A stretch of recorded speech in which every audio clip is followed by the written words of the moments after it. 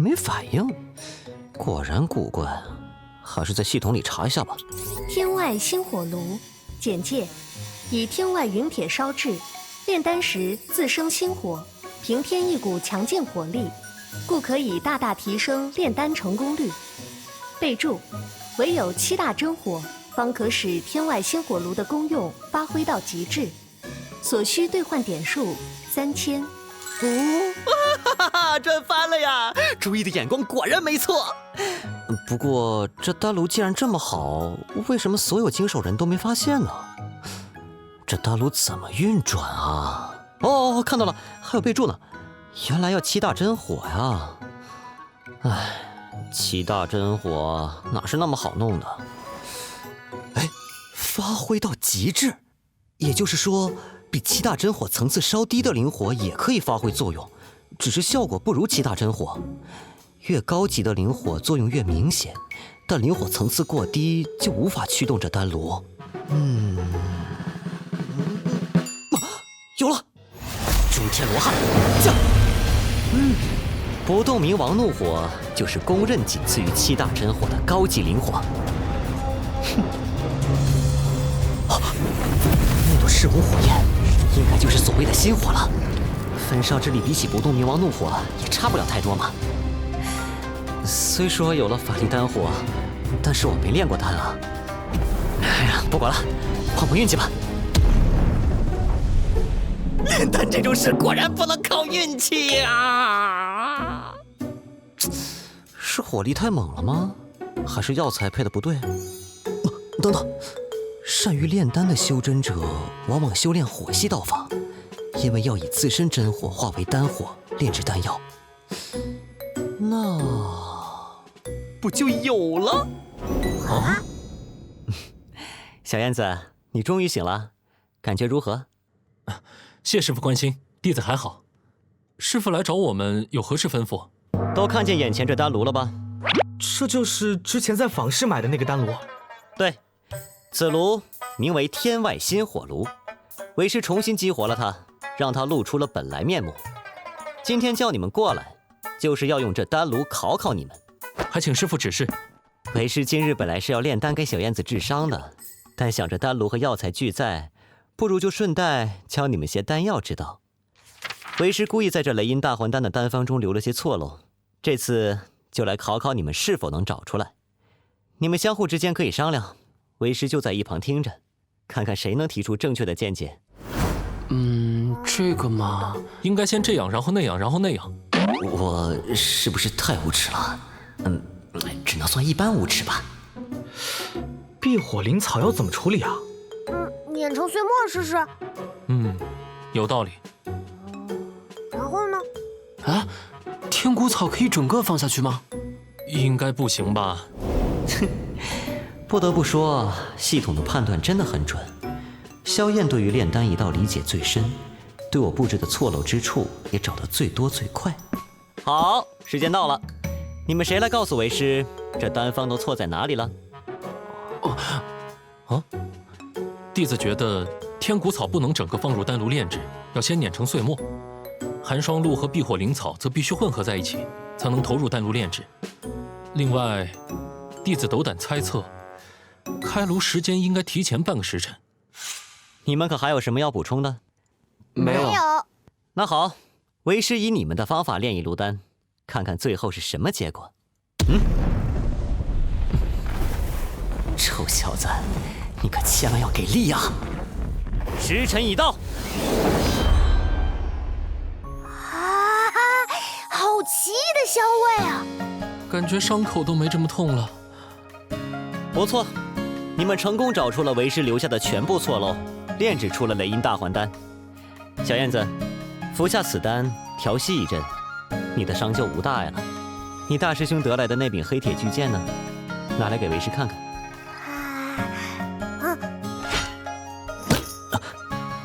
什么材料制成的？竟然这么重，还让我一身法力运转变得滞涩，果然有点门道。进入一探吧。这里是剑内的世界吗？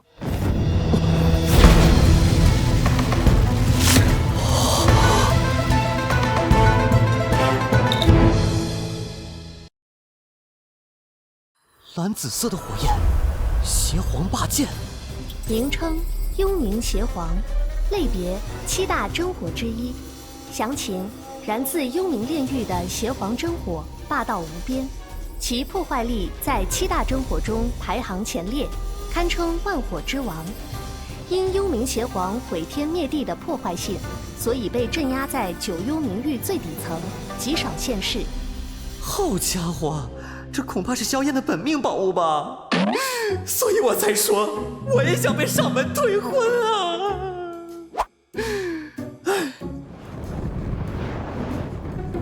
小燕子，这把巨剑你从何得来？弟子是在仿市上偶然买的。这把剑怎么了吗？此剑名为邪皇霸剑，剑中蕴含了7大真火之一的幽冥邪皇。幽冥邪皇7大真火，嘿嘿，这下发达了！大师兄，买剑石花的丹药，我和二师兄都有凑份子，东西也有我们一份。你的丹药我明天就还你啊！大师兄耍赖！真好，羡慕。看来这小子当真与火有缘，火中帝王或许就是他的天命之路。若是这样，其他6种真火岂不是？小燕子，你使用过这把剑吗？使用过。当时情况危急，弟子冒险一搏，就将心神注入到了此剑当中。弟子记得，当时脑海中涌现如同火海一般的紫色火焰。那就是幽冥邪皇吗？不错，幽冥邪皇不仅霸道无边，甚至算是一种拥有自我意志的生命。我记得当时还是那把剑带着大师兄冲了出去。我也记得，那时候大师兄全身都是火，这是为什么呀？因为小燕子的修为不够，强行驾驭真火，反而被火给压制了。哦，小燕子，现在的你莫要盲目驾驭它，不然最后的结果很可能是变成失去自我意识的火奴。弟子明白了。不过也是你该有这番造化，此剑你便继续带在身边，全当做防身之用。但是不到万不得已，不要轻易动用。谨遵师父教诲。观萧燕现在的气色，一身伤势赫然已经痊愈，看来再休养几日就会恢复如初了。接下来就是2个支线任务，如何在规定时间内完成全部呢？任务提示：记得弟子系统好像有个说明，我还没有仔细看过。弟子系统，师父有事，弟子服其劳。宿主的弟子可以代替宿主本人完成系统布置的支线任务，任务时限和条件不变。任务成功完成，宿主正常获得任务奖励。这下有办法喽！虽然吃了点苦头，但这次你们3人表现得不错，已经有独当一面的能力了，但仍需锻炼。为师这里正好有一件事让你们去做，全当是一次磨练好了。师父说的磨练是？这是流风符印，为师最近探得风雷海中有一个与它成双成对的雷元符印，你们的磨练就是去风雷海取回它。师父，那风雷海在哪里呀？自此向西万里有个大横山脉，山脉东路的湖泊就是风雷海了。流风符印能御风而行，你们不用受舟车劳顿之苦了。平日你把邪皇霸剑放在乾坤袋里，若想要锻炼自己，也可以拿出来背着。好，就这些，都听明白了吗？弟子明白。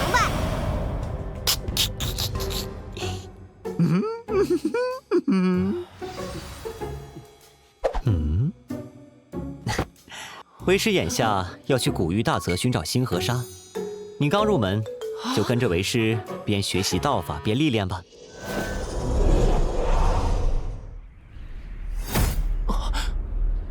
师傅，我们怎么寻找星河沙啊？我也想知道，但系统只提到古玉大泽出产星河沙，没告诉我具体方位啊。寻找星河沙不过是小事，此行更重要的是要好好磨练你，你应该也知道吧？你的根骨天赋并不出众，但为师觉得你是一块璞玉，只有付出比常人更多的魔力，你才能焕发惊人的光彩。或许这些魔力会让你觉得很苦，不过为师相信你，你一定会成功。弟子一定努力，不会辜负师父的期望。这古玉大泽就是你的第一处历练场所，寻找星河沙并不重要，重要的是你要从中得到锻炼。如若有危险，为师会出手的，但其余的需要你自行应付。是，师父，弟子会好好锻炼自己的。好，那为师跟在你后面，为你护法。好。我虽然没有出众的天赋，但论坚持，我是不会输的。虽说寻找星河沙主要看我自己，不过这小子8的幅员，最起码不会让我空手而归吧？这股法力波动，筑基期修士吗？不止一个，除了一个筑基期修士，还有几个炼气期的。小林子，是师父的声音。再往前行几百米，会遇到一行人，为师不会现身，有什么事情你自己处理。记住，与人交流相处，同样也是一种磨练。是，师父，我一定不能辜负师父的期望。他们来了。早知这古玉大泽这般无趣，本公子便不进来了。嘿，公子，咱们这次进来主要还是为了赚到功勋。本公子知道，这还用你说？3000神武军的精锐都进来擒拿叛逆抢功勋，叛逆就那么几个，本公子能分到多少啊？3000神武军擒拿叛逆，看来是有人反抗大周皇朝的统治，失败后逃入此处，还想借助大泽的天险躲避追兵。薛公子，古玉大泽地形险恶，能有收获的还是少数人。况且叛逆不是还有家属吗？他们极易擒拿，几乎就是白得的功勋。麻先生所言极是。你是谁？在下汪林，见过各位前辈。才炼气2层，区炼气2层就敢进古玉大泽，你胆子不小啊！在下奉师命来此历练，寻找一种名为星河沙的东西，不知几位前辈可有耳闻？你要找星河沙？不错。把此人拿下！嘿，小子，识相点，就束手就擒吧！莫非这些人也在寻找星河沙？师父没有动静，是想要考验我吗？打不打得过是一回事，有没有勇气打又是另一回事。本来你乖乖不动，就不用吃苦头了。可现在呢，你已经没有机会了。好强的压迫感！受死吧！就是现在！黄泉指！不要！我真的要杀了他吗？糟了！虽然注定会成为杀伐果断的真命天子，但毕竟第一次同人动手，终归不可能像机器人一样冷血。哦，这小子有点意思。小兔崽子，接招吧！都怪我一时犹豫，现在打蛇不死，还被反咬一口。动手不容情，容情不动手。斗法搏杀，可容不得我心慈手软。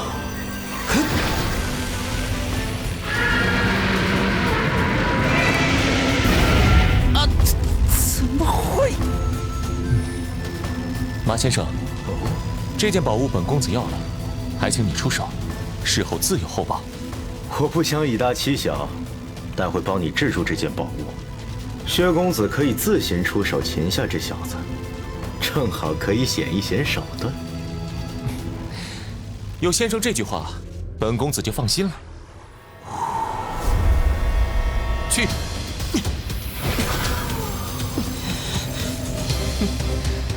起！这藤蔓生长速度远远快过枯萎的速度，如此宝物在你手上不过是暴殄天物，给我拿来！不妙，我的法力不多了。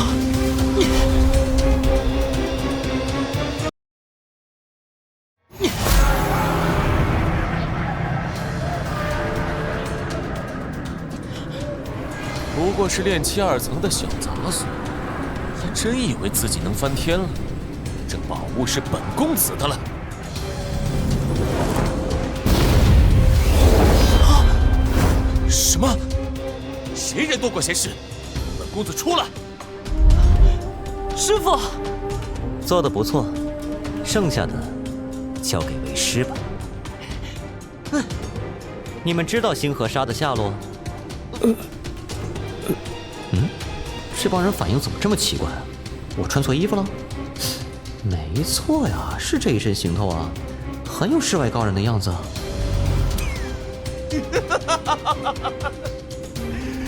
不过是个炼气大圆满的修士，居然敢在本公子面前装模作样，真是笑掉大牙。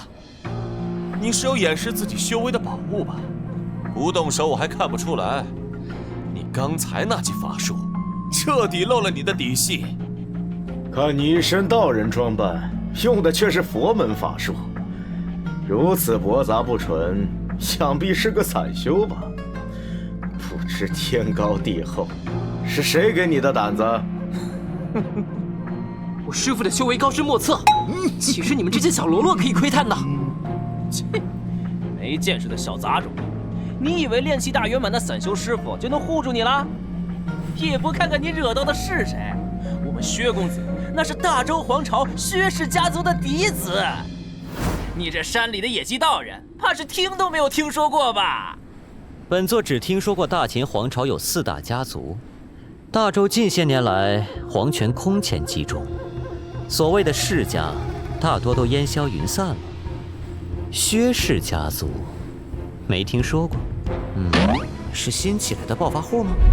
就凭你这句话，今天别想活着离开这儿。炼气期的小虫子本不值得我出手，但此人如此狂妄，可能有后手。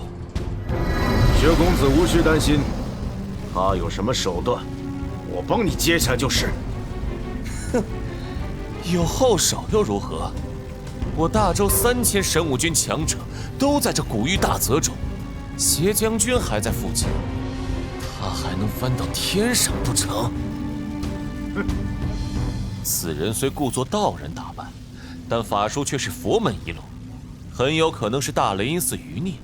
擒下这等逆贼余孽，正好是一份功勋。我大周律例，凡叛逆拒捕者，立杀无赦。立刻跪下投降，献上那颗宝珠，本公子可以只废你修为。不死，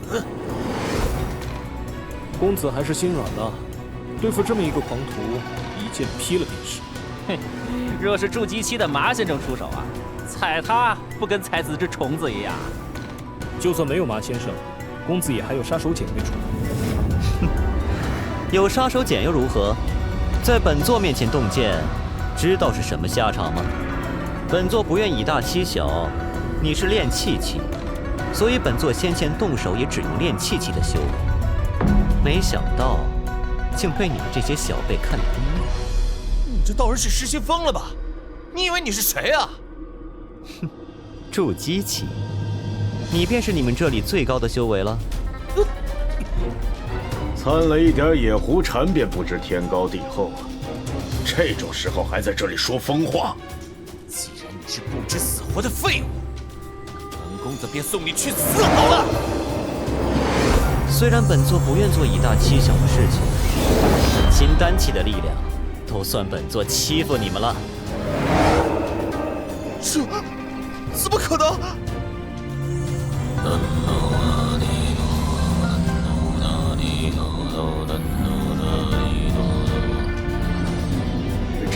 这位道友，不是这位前辈，还请收了神通。这中间可能有些误会。误会？你们为难本座弟子，更是在本座面前妄动刀剑。事实俱在，本座一点儿也没误会。是晚辈有眼不识泰山，得罪了前辈。晚辈是长青山碧螺观弟子马武，家师是花藤老祖，恳请前辈卖个面子，原谅晚辈方才的冒犯。邪将军和大军就在附近，你怕什么？你这道人，受死吧！你居然有金丹符箓！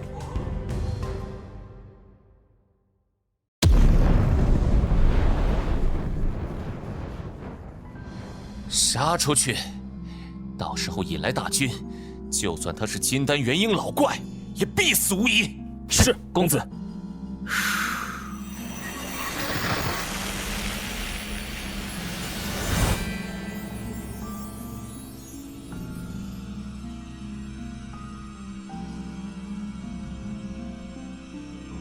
这位道友，若肯就此退去，之前的事情我们便不追究，你看如何？哼，想得美！我看这道人只是仗着个不知从哪里捡来的法阵装腔作势，待破了这个法阵，本公子要他好看。这位道友，若是再不退去，薛公子可是不会跟你善罢甘休的，到时候你悔之晚矣。到底是谁悔之晚矣？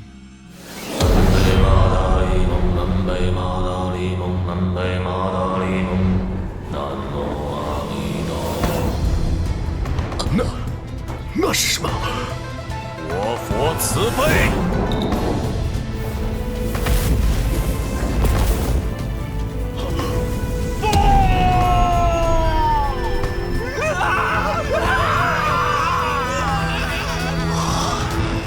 这就是师父的力量。差点都烧干净了，我还要问他们星河沙的事情呢。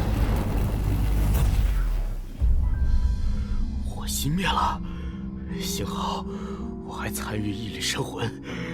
趁现在，看来就剩你了，居然还能残留一缕神魂，不愧是筑基期修士，就是比炼气期的耐烧啊。你要做什么？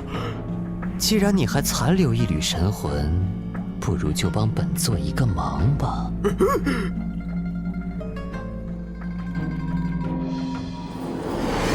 我师父不会放过你的。本座知道，你那元婴期的师父在你神魂内刻下一道符咒，只要你魂飞魄散，他立刻就会察觉。但要是本座不杀你，他还能知道你现在的遭遇吗？现在说说吧，为何本座弟子一问你们星河沙的消息，你们就立刻翻脸动手？是因为要捉拿逃入此地的烈风会叛逆。烈风会？星河沙和烈风会又有什么关系？凡是烈风会的修士，身上都会带有星河沙。原来如此，但我还是不知星河沙的具体下落。难不成我要抓个烈风会修士来问？练习法术最好有个具体的施术目标。接下来的日子，你就在黑云旗的独立空间里练习黄泉指吧。不过切记别弄死他，为师留着他还有用。好的，师父。我做鬼也不会放过你们！你现在已经算是鬼了啊。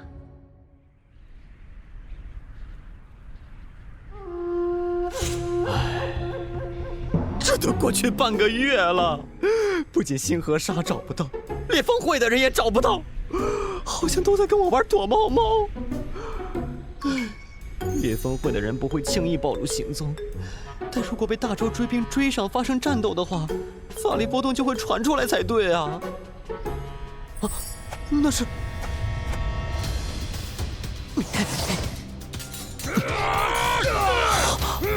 这就是大周皇朝的神武军。势力名称：神武军。详情：神武军是一支以大周境内数万修真者精英组成的军队，军队配合默契，严明纪律。神武军配备了统一且强大的法器，更有神武诛仙阵作为王牌杀器。神武诛仙阵，这又是个什么阵法？阵法名称神武诛仙。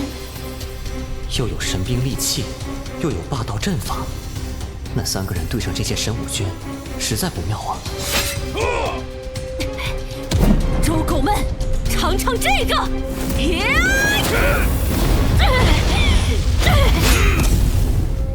嚯，这红衣女子应该只是筑基前期开辟气海的修为，但是这战斗力着实强悍啊！岳红颜，放下武器，束手就擒，这是你唯一的活路。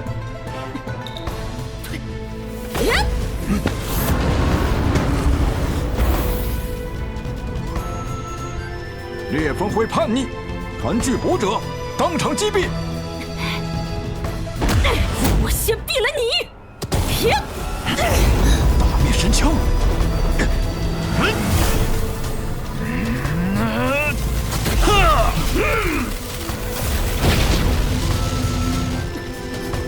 新雷阵，原来你迟迟不动手，是在准备这个。杀！杀！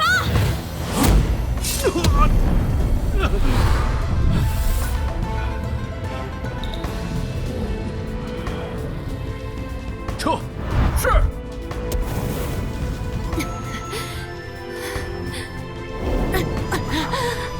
我们快走，周狗的大部队很快就到了。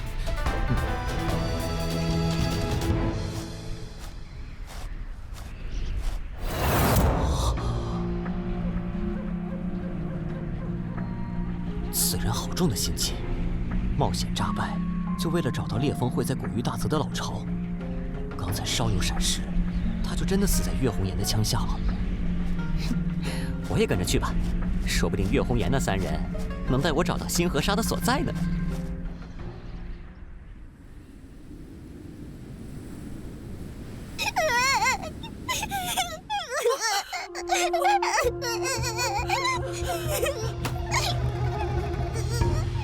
他不肯赞美我，你呢？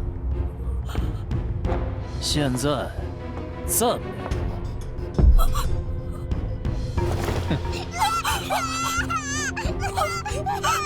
赞美我，否则我就杀了他。这个恶魔带着大军追杀我雪峰国的同胞，还在我眼前杀死了我的丈夫，现在却要我赞美他，我怎么可能做得到？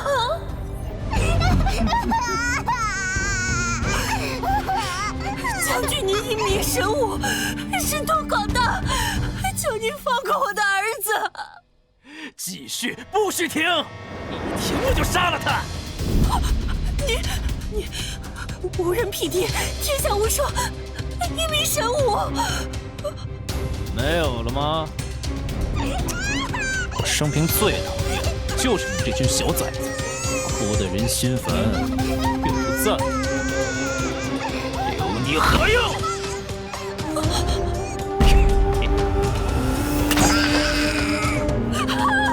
孩子，孩子！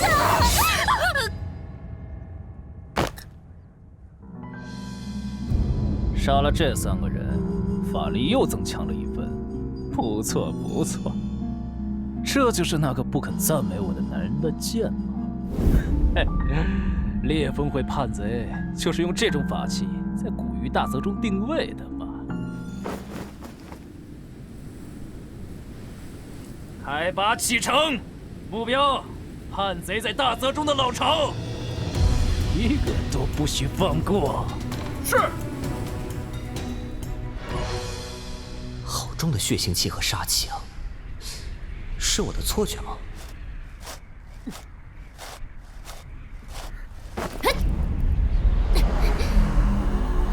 走。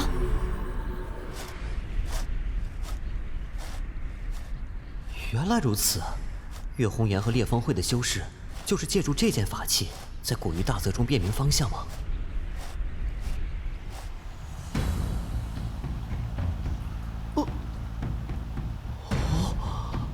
遍地沼泽的古玉大泽里，竟然还有这样一片干燥的沙地，简直就像沙漠里的绿洲一样。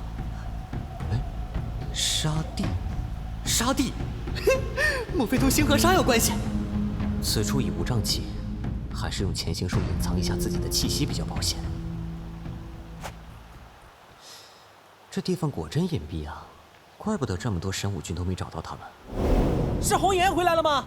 嗯，大家都回来了，太好了！轮岗期间提高警惕，别轻易暴露自己的位置。嘿嘿，看见是你们我才出生的，若是周狗，直接就一剑斩下去了。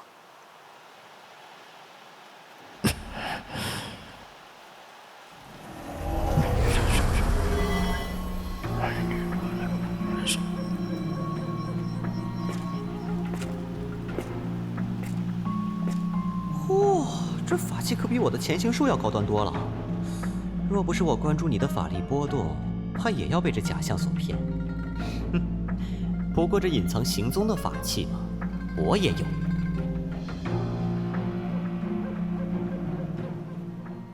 这里是村庄。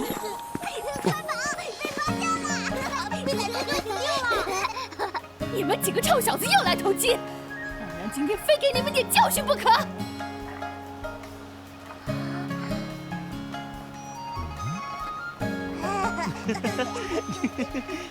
能直干戈，以为社稷，虽欲误伤也，不亦可乎？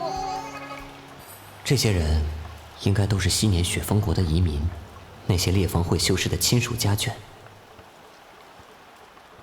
谢将军杀性滔天，若是被他寻到这里，就算是凡人也一样会被斩尽杀绝。到底……大家听好，周狗这次来的人不少，最危急的情况下，你们也要上阵杀敌。若不努力修炼提升实力，是没办法保护自己和家人的。你们要时刻牢记在心。是。罢了。传音晶石。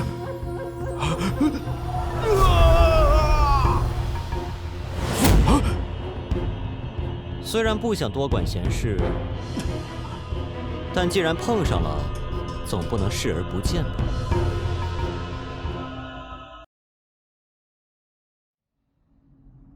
你是谁？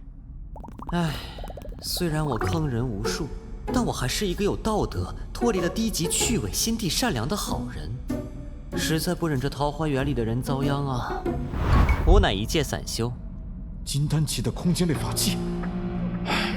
看来就算捏碎传音石，也无法同外界取得联系了。其实这样也好。你叫什么名字？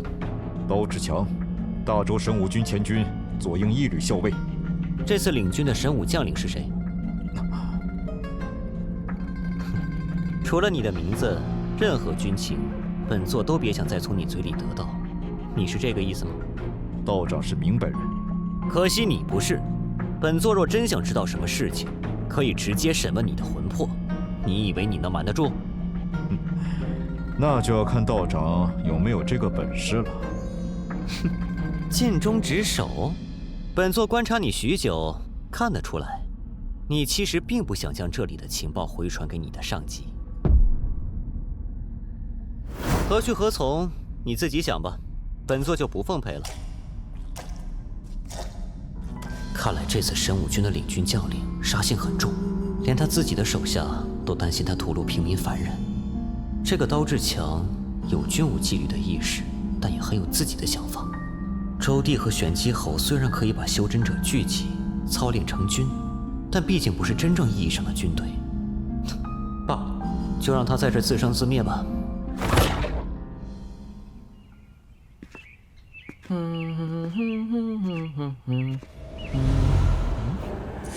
怎么感觉后背凉凉的？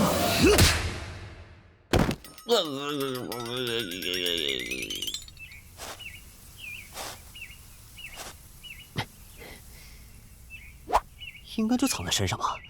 哪儿呢？哪儿呢？哎，找到了，他们的法器。这是星河沙。虽然这剑上只有一粒星河沙，但倘若每个裂缝会修士都有个小木剑，说明这里星河沙的数量非常可观。这些短剑法器帮助裂缝会的人在古域大泽中分辨路途，但自始至终都指向一个方向。所以这短剑很有可能并不是用来分辨方向的。或许是惊涛人祭炼过的星河沙，用来感应矿脉方向的。我得赶紧试试。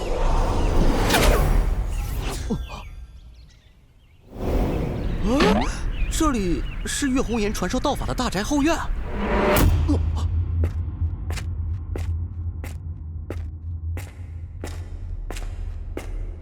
这坑洞内的灵气极为纯净，在古玉大泽晃悠半个月，我都有点不适应了。本该驳杂的灵气突然纯净起来，说明是某个修真大能出手所为。或许有人在这里布下了强力的阵法，为了保险起见，还是用潜行术进入吧。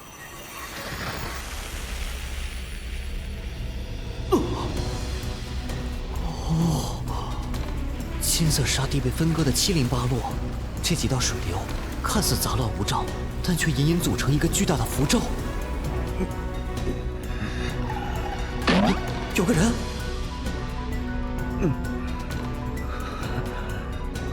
这人与金色沙丘与水流符阵间有着密切的联系，我完全看不透此人的修为深浅，那就说明他的修为境界远在我之上。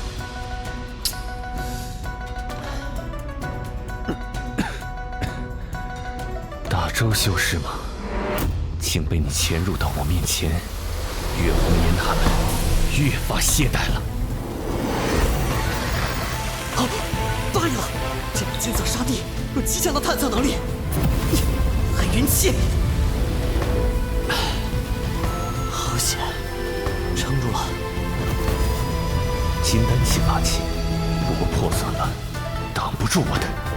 凡是和大周皇朝有关的人，都是狡黠残忍之徒，不得心软。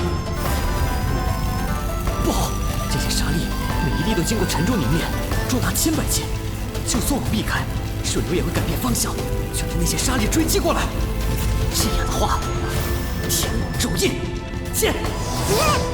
你这都什么鬼东西啊？当然是好吃的喽！可恶！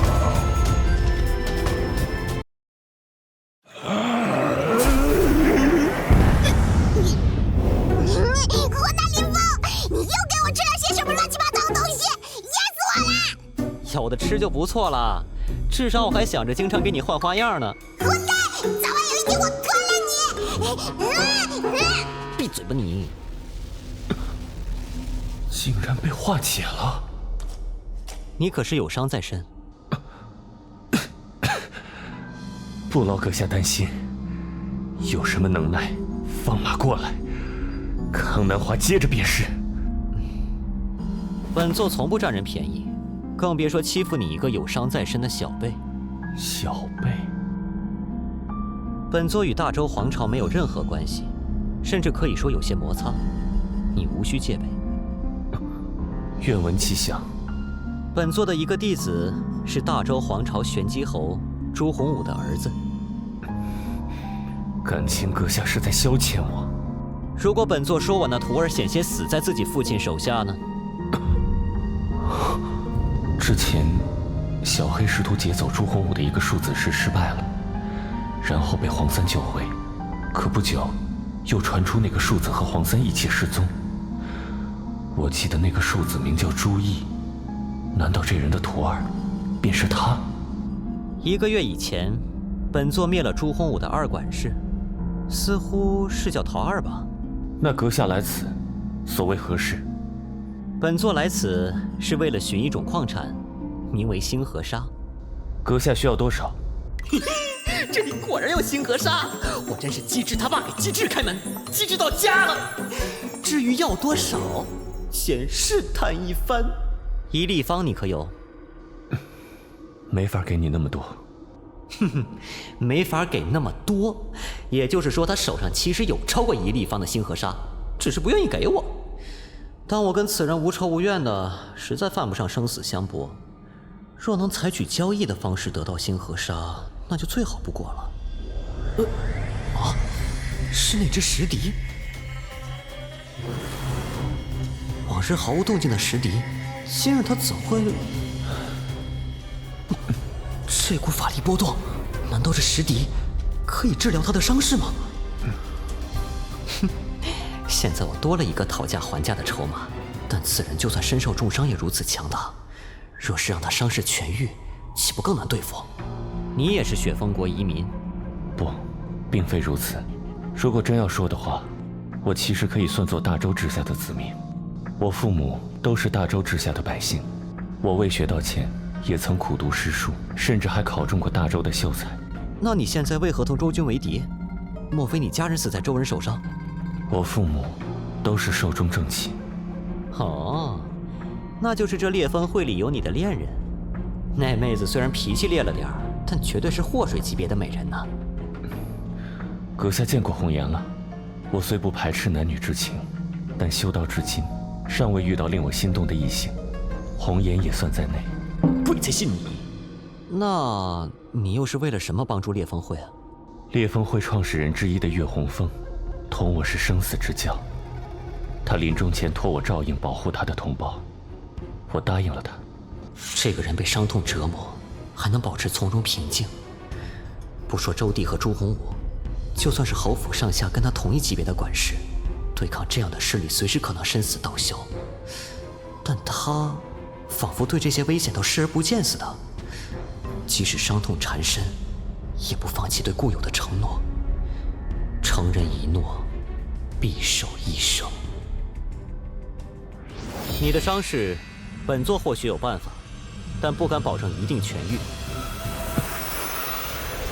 这是阁下这样做，可是为了星河沙？可是这星河沙与我有大用，实在分不出一立方给阁下。这康南华为何如此看重星河沙？星河沙的事情无需着急，这东西本座想给你便给你了，无需那么多理由，你也不用想得太复杂。但只有一点，本座今天以这石笛为你疗伤的事情，不得外传，你能做到吗？我可以做到。那就无妨了。此人如此轻易就将石笛给我，看来是对自己的能力十分自信。多谢阁下。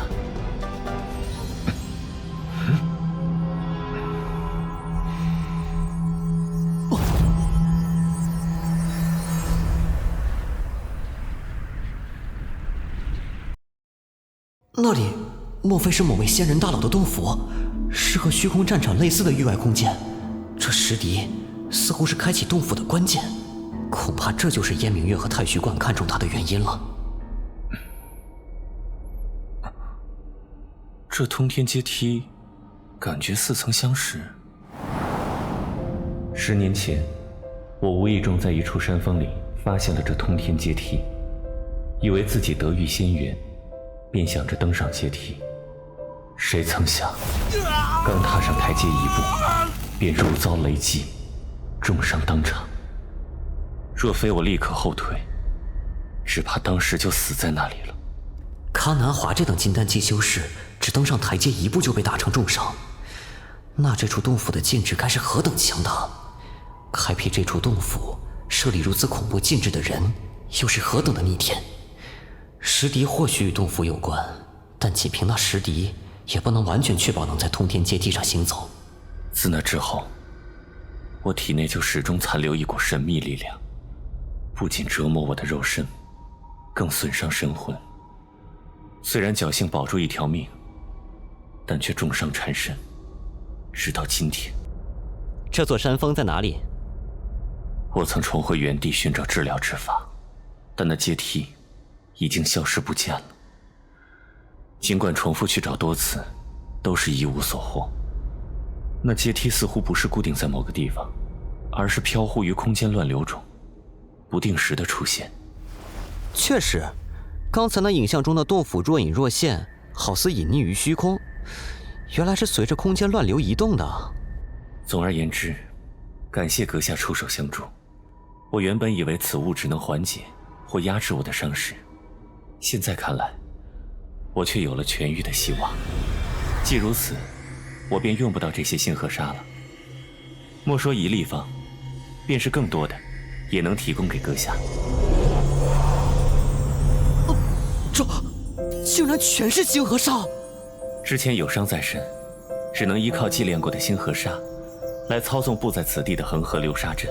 哦，现在得阁下帮助，有了痊愈的希望，这里的星河沙便是全送给阁下也无妨了。哦，听他话中之意，若非师弟可以彻底治愈他的伤势，他是宁肯继续受辱，也不愿同我交易的。在他眼中，保持实力，保护众人，信守自己对固有的承诺，远比缓解折磨他10年的伤痛更加重要。值得吗？无所谓值不值得，也无关高尚，我只是遵从本心。若计较利益得失，趋吉避凶，违背本心，反而会产生心魔，这样于修行不利，也得不偿失。某种角度来说，我也可以算是不得已而为之了。每个人的道路都是不同的，我觉得这是属于我的道路，我便会一直走下去。好了，此地星河沙都归道友了，在下先疗伤了，道友请便。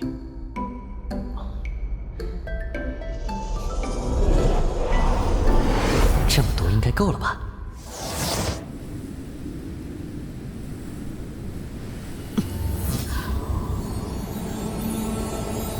啊！哦，这镜子在吞噬我的法力，试着用法力与这铜镜建立联系。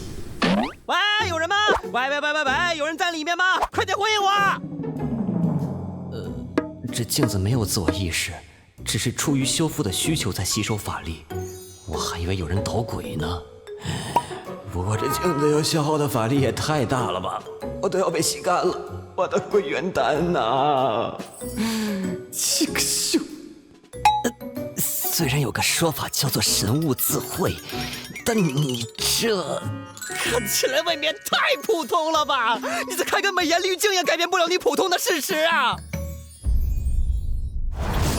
宿主成功修复乾坤镜，完成修补乾坤镜随机支线任务，奖励500兑换点数。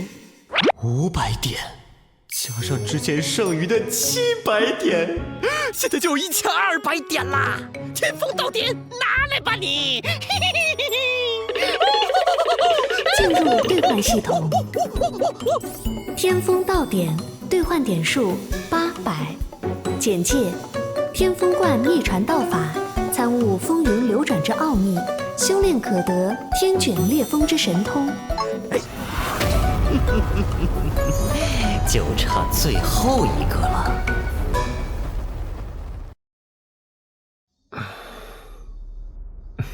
多亏了阁下，我才能治愈伤势，此物该当送还。无需客气，倒是这里早已不安全。本座既然可以找到这里，周君迟早有一天也会找到。若你真想信守对固有的承诺，还是尽快寻思退路，带着这里的雪风族移民尽快离开吧。现在我实力尽复，虽不敢说护他们周全这种大话，但至少回旋余地大了许多，不用死守这一个地方了。既然你已有安排，本座便不多废话，你我就此别过，望他日有缘，共同坐而论道。承阁下吉言，我很期待那天。任务完成了，是时候喊黑云旗里的小林子一起回去了。黑云旗里似乎有动静。这传音晶石，去你的！你想清楚了？本座没记错的话，你刚才的举动形同叛出的神武军。不错，但正如那康南华所说，这是我的天性本心，违背不得。我认为这样做是对的，于是我便做了。不过，若非这次带队的将领是邪将军，我绝不会这样做。但如果被他找到这里，所有人，不管是修真者还是凡人，都难逃一死。这是我不愿见到的。如何决定是你的事情，日后别后悔便是。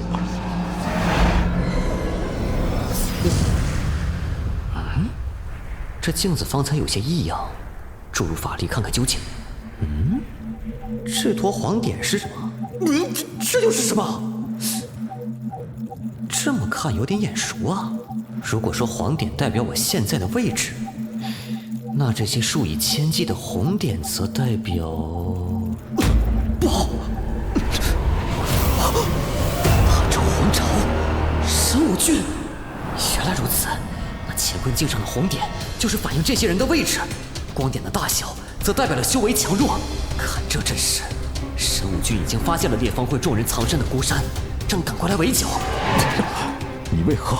看周围，这明明没有。本座知道你们通风报信，你在黑云旗里的一举一动都在我的监视下。本座叫你出来是要问你，这支神武军的战力如何，领军之人是谁？这是神武军前军左右，他们每战先登，是神武军里最强悍的尖刀队伍。前军是神武军的先锋，而风影又是前军的先锋。所有风影将族都是斗法搏杀经验最丰富的修士，平均修为不知要高出其他营多少。但那是过去了。就在不久前，原左营统领将军获罪被贬，上面将原来的风营统领将军调到了我们左营。就是你说的那个什么邪将军，他姓邪，名字师承呢？不是姓邪，而是他的全名就只有一个字，便是邪。他投身神武军之前，原本是个散修，据说是上古已经湮灭的杀神门的隔代传人。传闻邪将军以杀入道，嗜杀成性，无论是修真者还是寻常凡人，只要他看不顺眼的，都会被他所杀。杀神门，昔年攻伐他国，被邪将军屠杀的凡人城池数以百计。他眼下修为虽然还只是金丹期，但凶名早已远扬，被誉为神武军第一屠夫。所以趁他还没发现，我们快点逃吧。你做什么？你先进去，我会会他。仗着一件残破的金丹期法器，窥探我军战阵，藏头露尾的鼠辈，死吧！不好，黑云旗动不了了，他们竟合力将这附近的天地空间完全锁死了。这是邪，24诸天罗汉阵。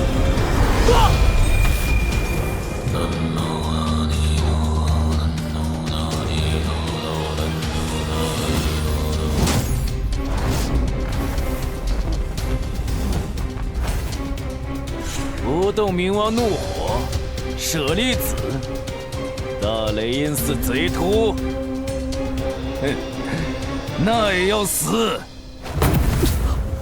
消失了。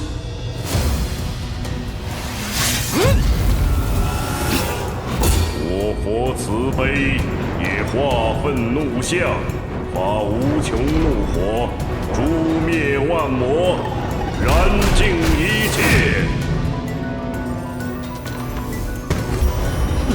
这次抓到你了。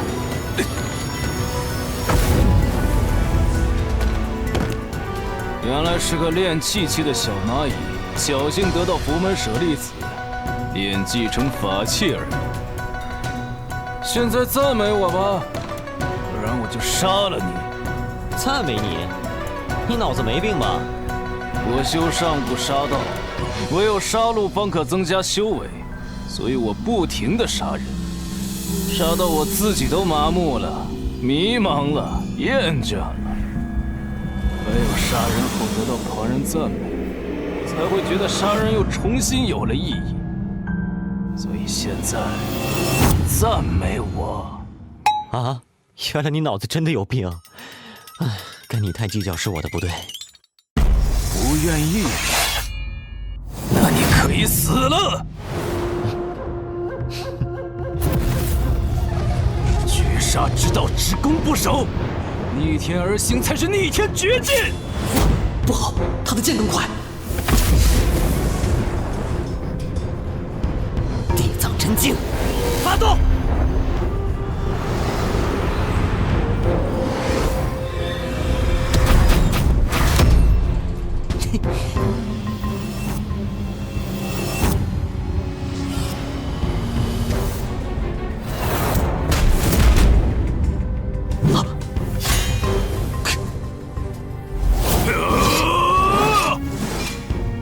除了不动明王怒火，还有缔造金身吗？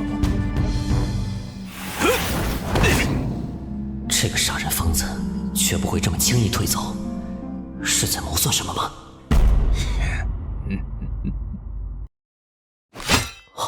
这是不好，神武诛仙阵！你这疯子，单挑奈何不了个，就搞群殴？群殴就群殴吧，你一下子带3000人群殴，你敢再不要脸一点吗？黑灵气的空间挪移用不了，只能低空飞行了。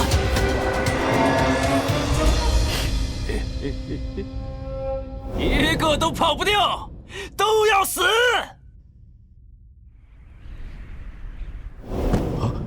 阁下为什么又回来了？差点忘了，刚才一战，我隔绝了黑云气空间对外界的感知，当然是跑来躲着呀，不然在那儿干站着，等着被3000人一人一拳把我打成纸片人吗？你之前为何不将这里的情报回传给邪？这次为了追捕烈风会，整个前军左营3000人全到了。若由邪将军掌控，摆下神武诛仙阵，就是面对元婴期修士都可以战。是啊，所以说我这个练气期的小虾米挡不住也很正常嘛。果然，这位高深莫测。主啊，就算24颗舍利全外个战神魔，恐怕也不行啊。对了，记得康南华说过，他在这里布下过一个什么恒河流沙阵保护烈风会，或许他能扛住这神武军。呀，都是老熟人啊。外面的人在搞什么鬼？你又是谁？别说废话，先拿下他再说。红颜、小黑，都住手！康先生，这家伙……这位道长并无歹意，我的伤势也多亏了他才得以痊愈。什么？他不是周狗的人吗？他治好了康先生的伤。可是外面的神武军……可能有短剑落入周军手上了。他若要对你们不利，何必助我疗伤？更何况他的实力比我只高不低，你们都不是他的对手。不，如果不用战神魔偶的话，我可没那个自信。外面的情况你都清楚了？金丹期修士带队，足3000人，已经摆下神武诛仙阵了。神武诛仙阵封锁了附近的界域空间，出是出不去了，只能一战。待击退敌人后，我们再做撤离此地的打算。你们快去安排村子里的人避难，再叫所有有战斗力的人做好作战准备。是。阁下何故去而复返？莫非也奈何不了外面的神武军？要托庇于康先生的恒河流沙阵？你是对的，但哥是不会承认的。这家伙笑什么？一切自有康先生处置。所在已成的蚂蚁，出来受死吧！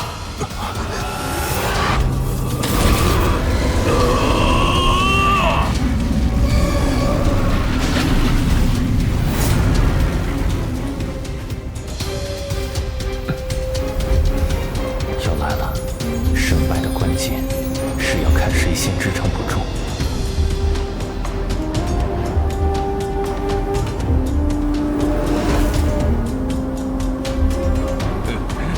在此地布下了大型法阵吗？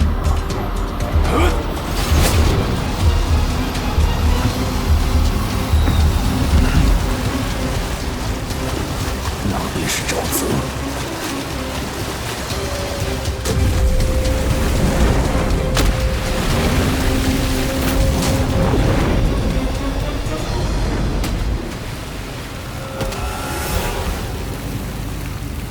被动的防御永远也无法获得胜利。这一战是你输了。虽然恒河流沙可以不停冲刷漆黑巨剑，消磨其中的力量，但对于眼前的危局来说，速度太慢，完全是杯水车薪。我的流沙秘藏只是万古恒河流沙咒的残篇，若是能得到全篇，就可破得眼前的神武诛仙阵。他脸色似乎不妙啊！恒河流沙阵借助天地之力，神武诛仙阵则借用人力，人力总有尽头，不及天地之力无穷无尽。长时间拖延下去，胜利的必然是康南华。可是3000人一起在瞬间爆发的所有力量，很有可能在历劫之前先一步攻破恒河流沙阵。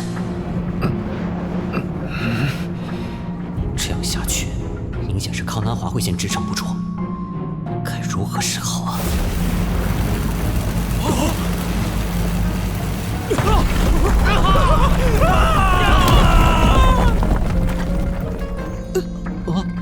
宿主弟子朱毅获得雷元符印，宿主成功完成风雷符印随机支线任务，奖励抽奖机会1次。臭小子们争气呀！哎，卓浪诀，我要卓浪诀！没有，还是没有？不是吧？这么解药的关头企图你就这么啦？哦，糟了，恒河流沙阵又支撑不住了。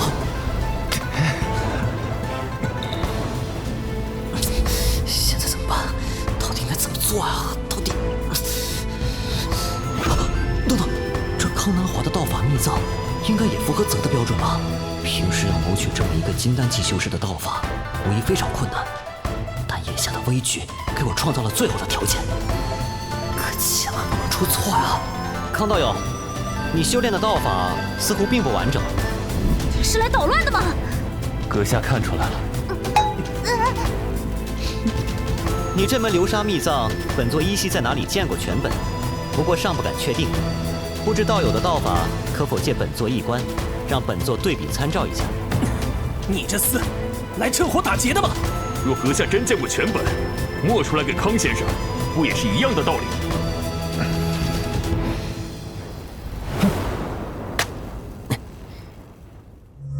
千万要管用啊！千万要管用啊！基础参考道法的种类数量符合要求，现在开始融合。道法融合成功，开始创建《天道德经》第1章八卦篇，创建成功。这一刻，林峰感觉自己体内的法力产生了翻天覆地的变化，原先修炼的诸多道法在这一刻都消失不见，所有法力都转换为一种全新的状态，仿佛精神世界也前所未有的打开了。八卦诸天大道藏，这就是造化的真意。恭喜宿主自创宗门根基道法成功，恭喜宿主完成第2个主线任务。主线任务特别奖励8部。第1个主线任务奖励的战神魔偶已经如此强悍，你第2个任务的奖励总不会寒酸吧？两仪生灭阵阵图，两仪生灭阵阐述混沌初开，两仪造化，万物创生毁灭的天地大道，共6种变化。这6种变化的其中一变，似乎正可以对付那神武诛仙阵。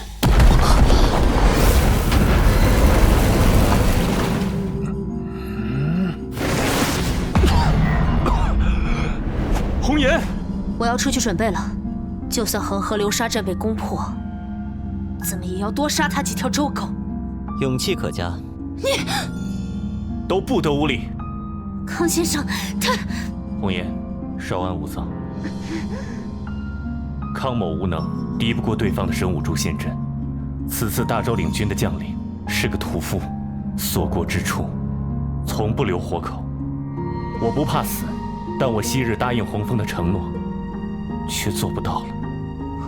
康先生，若不是你，我们早在多年前就死在周狗的屠刀下了。是我们拖累了你，大哥泉下有知，绝不会怪你，他只会怪自己害了你。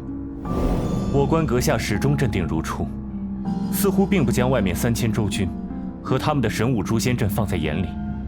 康先生，阁下若有大神通，还请救这里人一救。康南华感激不尽。你信任本座？是，我信。那这个忙，本座帮了。凡是信任本座的人，本座总不叫他失望。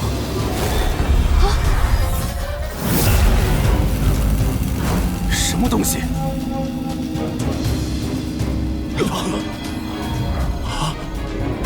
怎么回事？没感觉啊？只会耍些小聪明吗？那你们还是等死吧！障眼法司的小把戏，这就是你的手段吗？康先生当真是看错你了，你既然无此本事，又何必装腔作势？现在说那些有什么用？我们走吧，不能在这里坐以待毙。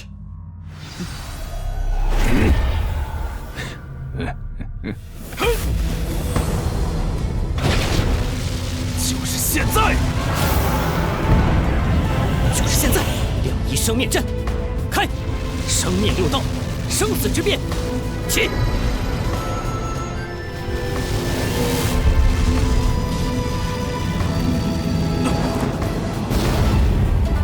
这是什么？神迹！神迹呀！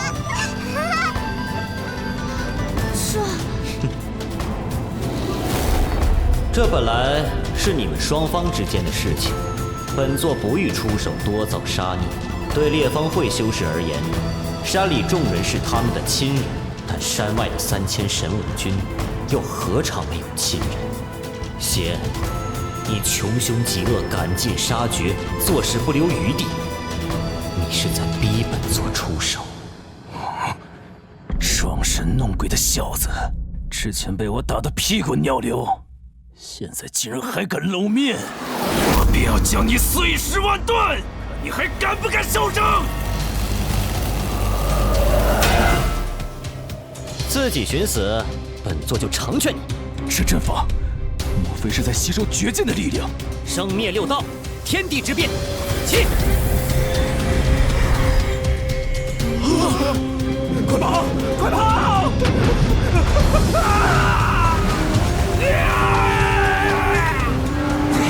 是个狗屁阵法，都给我破！出来送死！杀人者，人恒杀之。生灭六道，生死之变，传！你猜猜，这把剑是哪儿来的？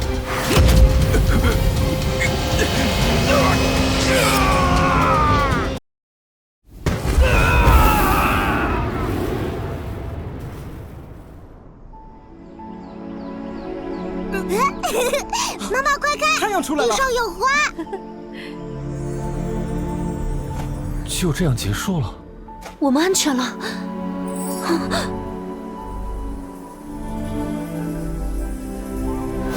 收。前辈神通广大，挽狂澜于极岛，元首之恩，岳红颜没齿难忘。之前对前辈无礼，愿凭前辈处置。之前无礼，还望前辈恕罪。想不到前辈有这般神通，是我不知天高地厚，冒犯了前辈，望您恕罪。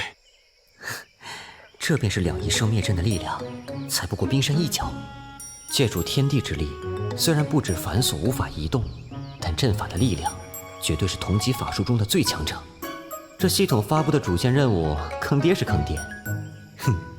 但这特别奖励当真是一个赛一个给力啊，堪称高风险高回报了。这样一来，我甚至都有些期待新的主线任务了。新的主线任务已发布，请宿主查看。主线任务 1.2， 找到一处合适的福地洞天，正式建立山门。任务时限3年，超时未完成，直接抹杀宿主。任何一个宗门都会有守卫自己山门的护山大阵。太虚观有太上虚空阴阳大阵，大雷音寺有大日如来阵，蜀山剑宗有大先天万象剑阵。护山大阵就是宗门的立身根本。同级修士间的对决，能够相互对抗的，永远只有同威力的阵法。所以系统结合了我自创宗门的道法根基后，就奖励给我两仪生灭阵作为护山大阵。但今天使出的生死之变和天地之变，远远没有发挥出真正的威力。若是日后我修为上去，备其布阵材料，这两仪生灭大阵该爆发出多么惊人的力量！怕是真的可以开一方造化，执掌万物创生毁灭了吧？当务之急还是要正式找个地方安家落户。不过，好的洞府岂是这么容易就能找到的？哎，对了，之前龙叶提供了一个洞府的情报，说是尚未被占据。不如就去那里探下虚实。感谢阁下出手相救，康南华感激不尽。自强者天助也，你无需放在心上。何况本座出手，并非为了成人之危，扶恩图报。我曾答应洪峰照顾你们，奈何我修为不够，难以护你们周全。这次若不是这位道友相救，恐怕连我都自身难保。这些年来，承蒙您的照顾，红颜带所有人谢过康先生。您本就不是我烈风会中人，只是为了佟大哥的一句承诺，便保护我们至今。我们所有人对此敏感五内，是我们太自私，仗着有您的庇护，肆意在大周皇朝境内活动。莫要这样说。可不是嘛，你在大周地盘这么招摇，这次就差点要把你们一锅端了。若是退入其他皇朝境内，哪能这么方便围剿？红颜，你难道……我决定了，我们暂时先退出大周领土范围，积蓄力量，增强修为，日后有了足够实力，再卷土重来。进入其他皇朝境内，你们很容易丧失自主性。那就要看我们自己是否努力了。而且，雪峰国人从无孬种。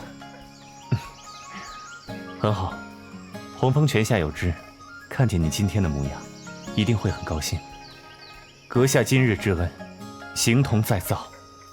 只可惜，我身上已背负一个承诺，前一个承诺未做到前，实在不敢再轻许诺言，只能说，他日再相逢时，阁下但有所命，康南华莫敢不从。追随差遣什么的，休要再提。本座还是那句话，他日若有缘再见，愿与道友坐而论道。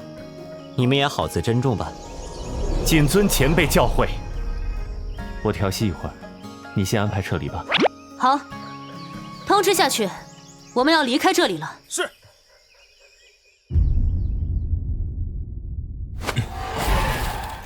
发生了什么事？就是这样，我们被那道人救了。这次确实很危险，你们先撤出大周国境也好。宗门内最近会派弟子去你们那里，增强你们的实力，同时也作为弟子的历练。如此一来，他们对我们的渗透就更严重了。我们这边会做好准备的。上次命你们伺机抓捕的朱毅，可有消息了？只听说他曾在大秦皇朝南疆的楚州城附近出现过，但现在的行踪无法确定。好，我知道了，你们尽快撤离吧。羽衣星冠打扮的白袍青年道人，最近此人好活跃呀，为什么以前从没听过这号人物？天下第一圣地太虚观，他们的人要来了吗？看看那家伙怎么样了。好了，接下来你有什么打算？神武军我是回不去了，同袍全军覆没，我一人独活，回去下场必然凄惨。本座会放你离开。感谢道长信得过我，我打算往大秦皇朝一家碰碰运气，看能否拜入一个大宗门修行，增长实力。我投身神武军，本也是为了神武军中有大量修炼资源与道法神通，可以提升我的实力。我需要力量，强大的力量。既然如此，那祝你好运了。谢道长不杀之恩。这也是个有故事的人啊。哼，不过和我无关了，现在就和小林子一起回去吧，也是时候和小不点他们会合了。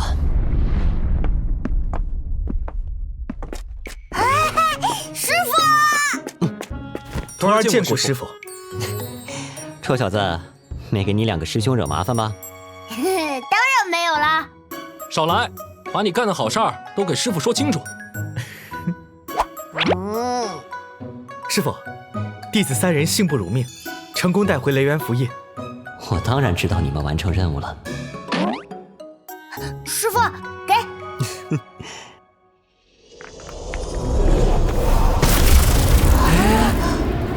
这东西看着不起眼，但绝对是一件宝物。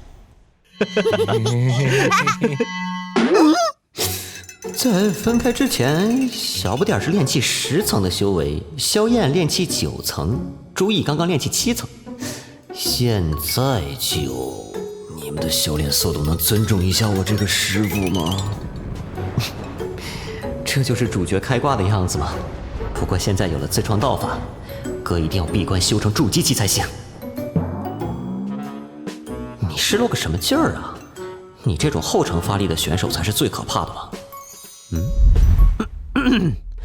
注意，此行看来收获不浅啊。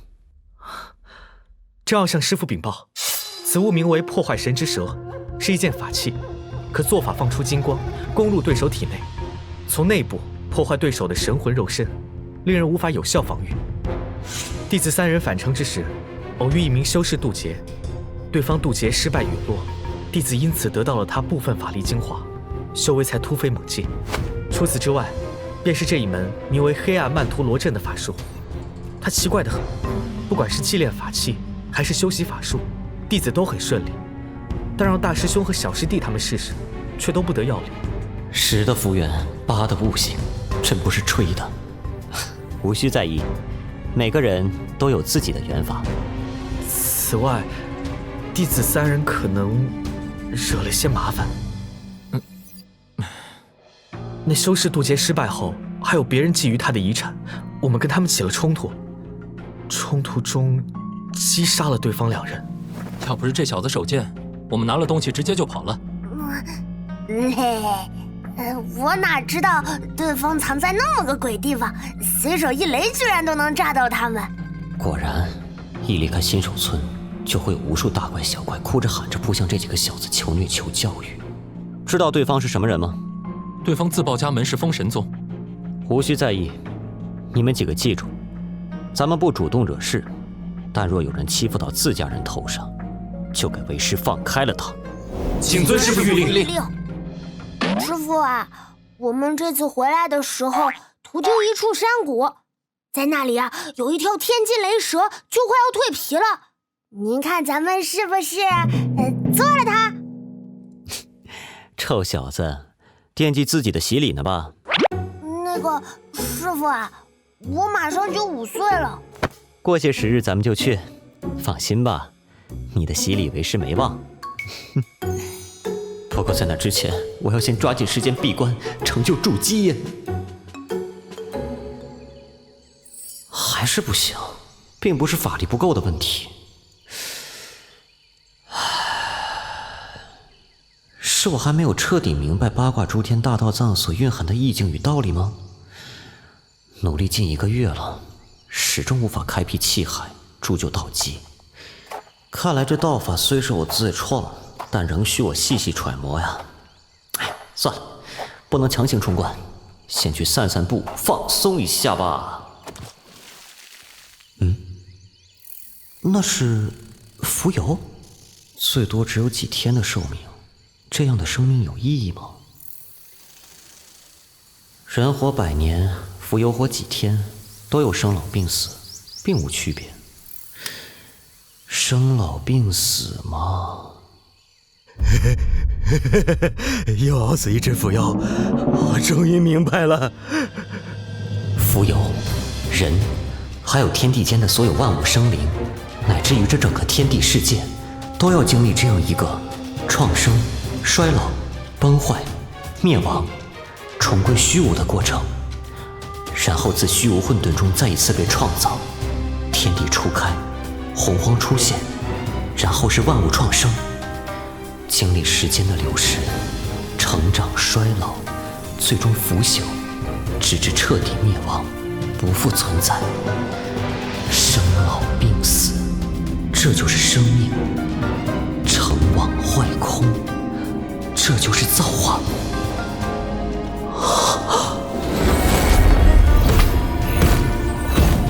恭喜宿主晋升筑基期，恭喜宿主领悟《天道德经》第1章八卦诸天大道藏真意，条件已满足，系统开始升级，进入第2阶段。系统升级完毕。终于晋级筑基了，希望这次升级奖励够给力。物品名称：33天造化仙丹，作用：元神期以下修士服用，直接提升1个小境界，并增加大境界突破几率。一人一生只能服用1次，第2次服用无效。兑换点数9000。好家伙，居然有直接增加修为的丹药！全部家当加一起都不够一个零头。不过根据经验，兑换系统中存在的东西，抽奖系统就一定有几率开出来。我还有1次抽奖机会没用呢。抽奖系统也更新了，多了一个签筒。抽签抽奖系统说明：宿主从自己现有物品中选出1样东西交给系统，作为筹码进行抽签。注意，凡是来自系统的物品无法充当筹码。这抽奖还需要物品当筹码？筹码价值越高，红签与长白签数量越多，反之，白签和短白签出现几率越高。也就是说，我拿价格高的物品当筹码，抽到好签的几率才大。不能用来自系统的东西当筹码，那有什么好呢？黑云旗，不行，全靠这东西赶路呢。大面大面，风雷符印，它可以奠定宗门的根基，有点舍不得啊。乾坤镜，这玩意儿能起雷达的作用，情报探查很重要，也不合适。对了，黑石神山，虽然受了损伤，但说到底也是一件金丹级法器，应该也有点价值吧。丹药虽好，但只要元神期以下服用都有效，那还是等元婴期让它价值最大化。现在还是先选别的吧。纯阳真火，7大真火之一。那就这个了，或许能从中摸索出纯阳真火的奥秘也说不定。好，就选纯阳剑了。搏一搏，单车变摩托，可千万要给力啊！签筒出现了，30根签子里，3根红签，9根长白签，12根白签，6根短白签。第一次压轴抽签，没有对比参照，很难准确估算出系统的规律啊。算了，高风险高回报，说不定可以搏到。开始摇签，停！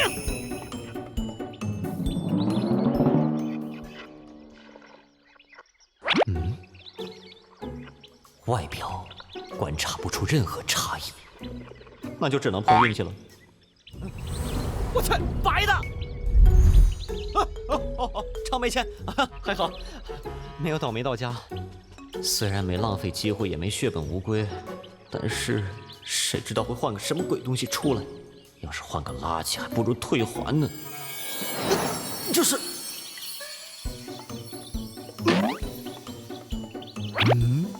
什么玩意儿？物品名称：宗门正宫大殿建设令牌。详情：可凭借宗门建设令牌，在确定的山门处建设宗门内各项建筑设施。大殿建成，宿主有1次命名机会。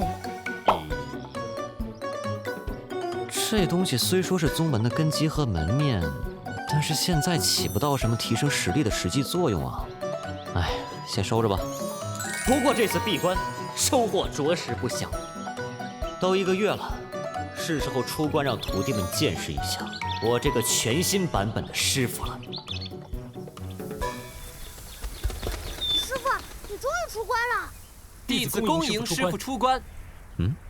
怎么不见朱毅？二师弟在前几日试图冲击炼气12层的境界，遇到了一些瓶颈，眼下也处于闭关状态。看来不止朱毅，连你也有不少改变啊！1个月不见，就已经成功晋级炼气12层了。掐指一算，距离当初收他为徒刚好1年时间。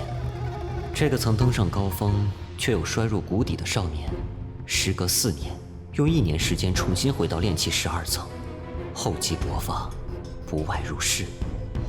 不止修为，他的性格也更加成熟，不再愤世嫉俗、怨天不公，取而代之的是高昂的斗志和经历起伏后锻炼出的几分沉稳。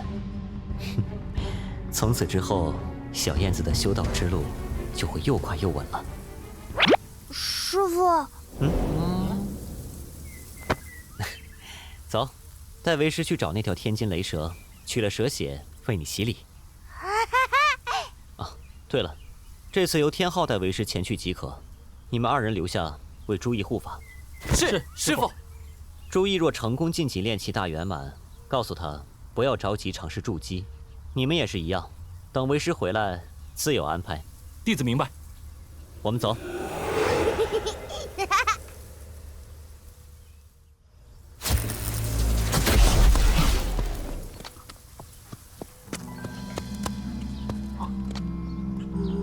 应该距离此处不远了，怎么突然无法定位了？是被空间系法器遮蔽起来了吗？哼，那你们也跑不出我的手掌心。不过3个小杂种，敢杀我封神宗的人，就算你们跑到天涯海角，也难逃一死。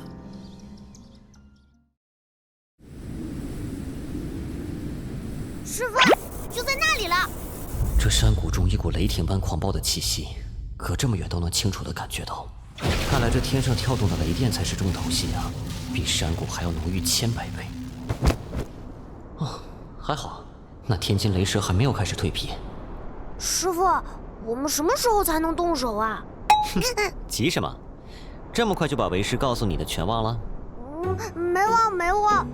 天金雷蛇是一种凶兽，实力相当于人类修士的筑基期。若是吸收头顶雷云中的雷电之力，完成蜕皮，就可以进化为天金雷蛟，傲笑9天。还有呢？进化后的天金雷蛟实力相当于人类修士的金丹期。不过刚结束进化的时候，天金雷蛟会极为虚弱，这时候就能……不错，为师本想用上次经过惊雷禅温养的大蟒精血给你洗礼，但那与天金雷蛟怎么也不是一个档次上的。这天金雷蛇进化靠自身的雷电之力还不足以完成，必须要借助磅礴的天地之力，大自然的雷霆神威才可以。所以呢，就跟为师在这里好好等着吧，看样子也不会等很久了。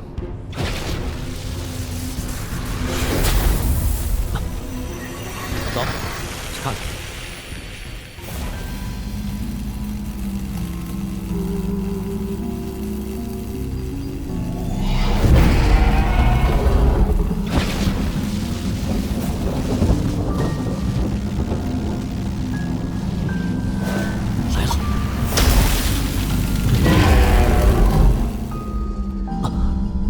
这次进化很勉强啊，这天雷远不止1道，也不知这天金雷蛇能不能连续承受天雷的打击。果不其然，是个筑基期修士，看来想捡便宜的不止我一个呀。这种感觉，此人在此地布下了一个巨大的阵法，风系法力，似乎要引动飓风，威力还不小，面积更覆盖了整座山谷。好徒儿，这流风符印你拿着，等会儿照为师说的做。师傅放心，看我的！这回威力更大了。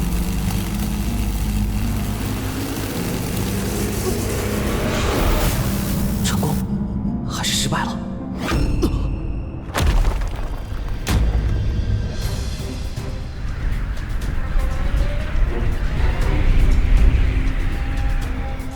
虽然留在你身上的记号若隐若现，但本少爷知道，就在这座山谷中，正好把你和这条天金雷蛟一起解决。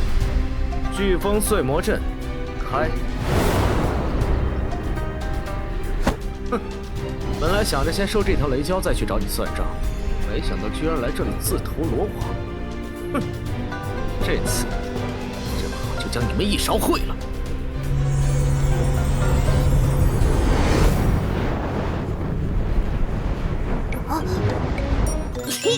师傅说的没错，流风符印法力有限，无法真正避风。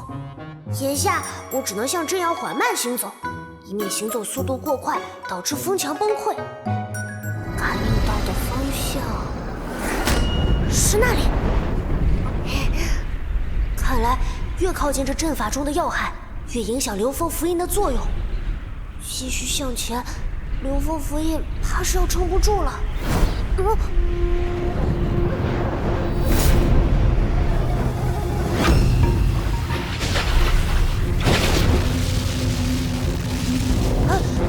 感觉风力好像变小了，是因为那条雷蛟和阵法斗起来了吗？好哎，这下我就能安全爬上去了。终于上来了。这是……这与你上次破24诸天罗汉阵不同，流风符印只能用来指引方位，却无法帮你拔出对方的布阵法器。想要破阵，只能凭你自己的本事。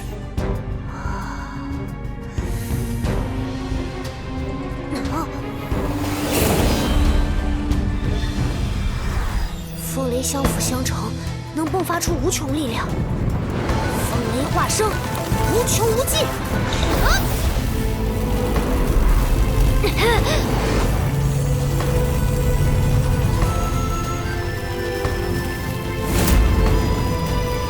就是这样。给我！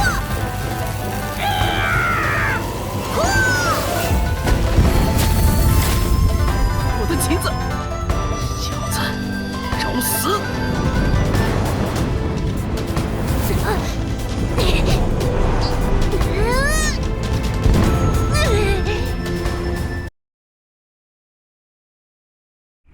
哼，你这小杂种倒是耐打，本少爷今天就看看你能受我几下法术。哼，你再猖狂，我师傅待会儿就过来收拾你。你师傅在附近，那又如何？最多不过是个小小的筑基期修士罢了，你还不知道吧？我在你身上中的符咒，只有金丹期修士才可以发现，你们师徒却对此毫无察觉。由此可见，你师傅顶天也就是一个筑基期修士，而本少爷有飞莲和飓风碎魔阵在手，金丹以下全无敌手。就让你那狗屁师傅出来，本少爷教教他，别老在自己徒弟面前充大腕算，他还差得远呢。不过在那之前，我先宰了你这个小畜生！小矮子，你要遭殃了！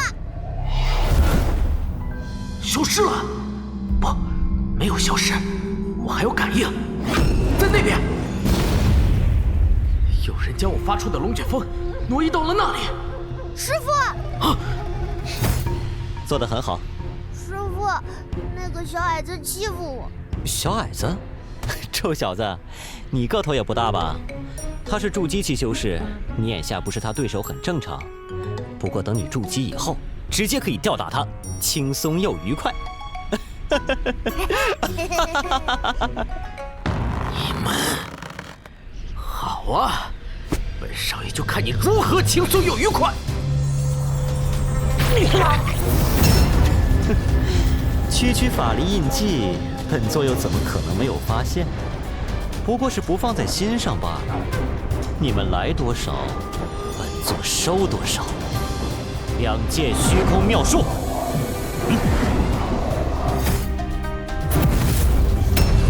是。啊！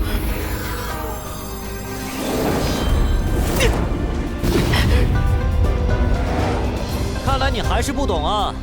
相对于你操纵的风，本座的力量才是真正的无形无相。九天无相罡风毕竟是长辈炼制，我尚无法控制自如，我不是此人对手。飞莲，走！哼，就算打不过你，你也拿本少爷没招。等本少爷回去招来宗门内的高手，将你这道人死无葬身之地。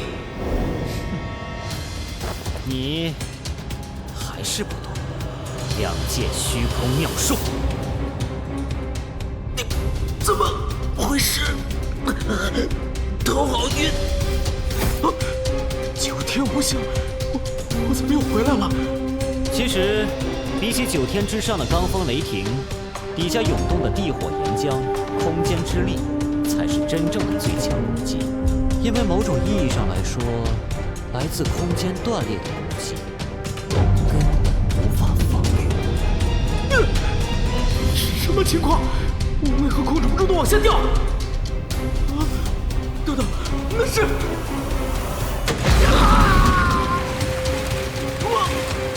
我要死了吗？我不甘心。这幅画面有点少儿不宜啊！啊，这招好厉害啊！看来是我想多了。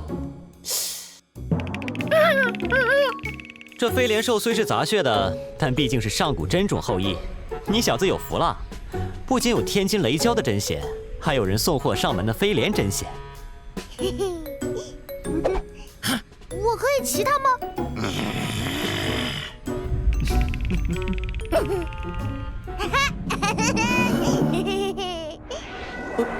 这是一条腰带，还想跑？天龙咒印。哦，还有他也得收了。天龙咒印，收。师傅，走，这次收获颇丰，你小子的洗礼是不愁了。师傅，他那条腰带也给我好不好？你这对眼珠子倒是够毒，不过这东西为师还有用，不能给你。但回去后有好东西等着你呢。哦，不仅是你，你们师兄弟4人，人人有份儿。是什么呀，师傅？回去后为师就告诉你。走吧。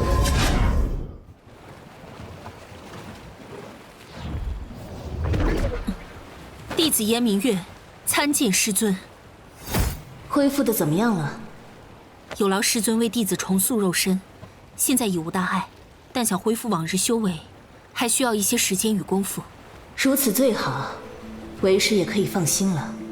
明月，你此次虽遭此大劫，但未必不是因祸得福，只是观中已选出新的天下行走，你回归宗门，还需等待时机。弟子明白，若想回去做一个普通弟子，那我随时可以回归宗门，但我并不甘心于此，而且弟子觉得这个时机已经要来了。你所言的时机，莫非和你之前提到的那名幻灵道人的散修有关？你所言的时机，莫非和你之前提到的那名幻灵道人的散修有关？没错，他或许能带来一些惊喜。那为师便拭目以待了。你之前同我说过的选择，你已经做最终决定了？是的，弟子准备选择大周皇朝，梁盘和朱洪武君臣配合相得益彰，又以扫清国内其他掣肘势力，应该是最有希望成功的皇朝。如此，你便去做吧。弟子恭送师尊。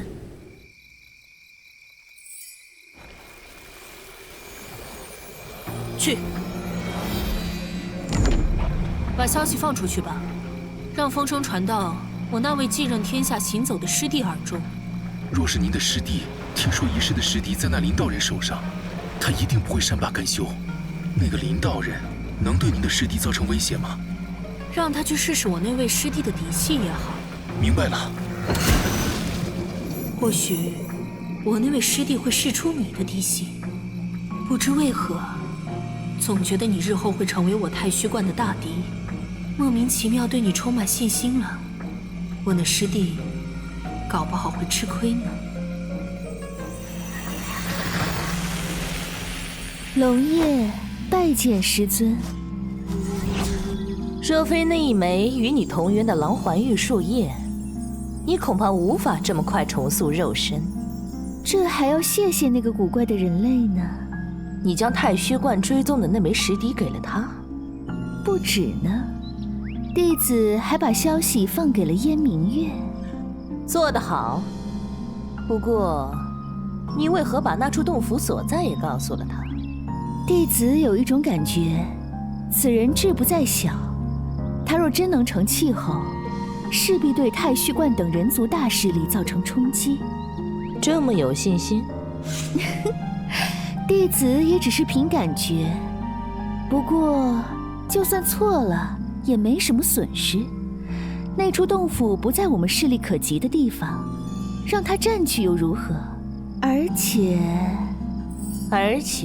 那头老金乌的子孙正在那洞府附近活动，是吧？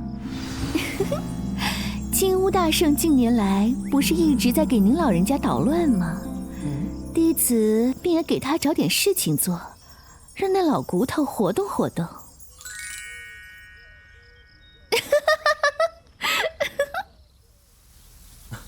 师傅，小师弟，你们回来了。注意周身法力充盈，流转自如，看来已经成功晋级炼气12层大圆满的境界了。都过来，为师有话要说。啊！为师之前传你们的道法各不相同，其中有佛门道法，也有你们自身机缘宝物中的传承道法。你们是否会奇怪，怀疑咱们宗门是不是没有自己的道法，以至于只能识人牙慧？偶尔没事瞎想的时候，确实有些奇怪。不过倒不至于质疑师傅您，因为我觉得您总会有您的考虑。虽然我们学的道法有不同，显得驳杂，但师傅您因材施教，教授的道法都是最适合我们的。师傅教什么，我便学什么。师傅，您传授的道法超厉害，当然，您要是有更厉害的道法，千万别忘了我呀。就你贼滑。之前传你们的道法都只是为你们打根基而已，待你们根基打牢之后，为师便传你们本门真正的大道神通。你们筑基自然要以本门正统嫡传大道筑基，接下来要传授给你们的八卦诸天大道藏，才是为师修炼正道的无上妙法。为师已将诸天大道藏传授给你们了，但此道法深奥，你们回去之后还要多多揣摩。弟子请遵师傅教诲。你不是一直惦记着你的洗礼吗？今日就一起完成吧。哎，谢谢师傅。最后，放入灵药。这个颜色，我感觉很不妙啊！而且这本是炼丹的炉子，现在用来炼人，其实味道也……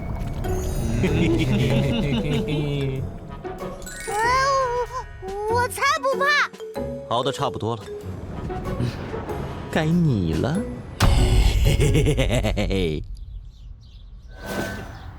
乖，天昊，下去。我早准备好了，师傅。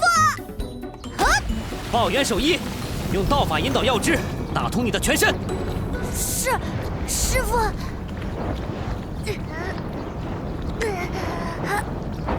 师傅，都1天1夜了，火力会不会太猛了？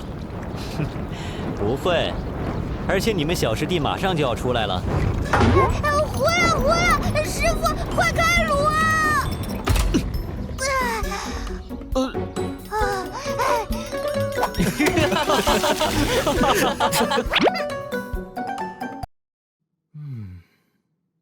小师弟，让我们看看你现在的力量。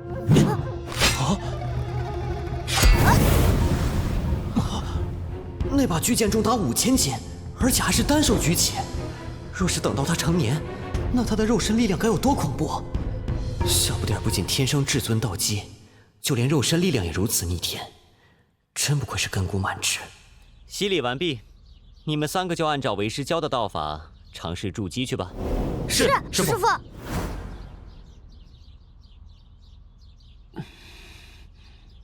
为师知道你羡慕你的师兄弟们，来日方长，只要你好好努力，很快就会赶上他们的。是，师傅。哦，对了，刚才听您传授他们3人道法时，我有些想法和感悟，是改良黄泉指这门法术的，请您帮我参详一下。哦，你改良了黄泉指？一些不成熟的想法，请师傅指点。识得悟性啊！识得悟性，我门下果然是一窝子妖孽。好，悟出了什么，且和为师说说，为师指点一番，你再去修炼。是，师傅。既然要在这里给小燕子他们把关，不如顺带把这些东西搞了。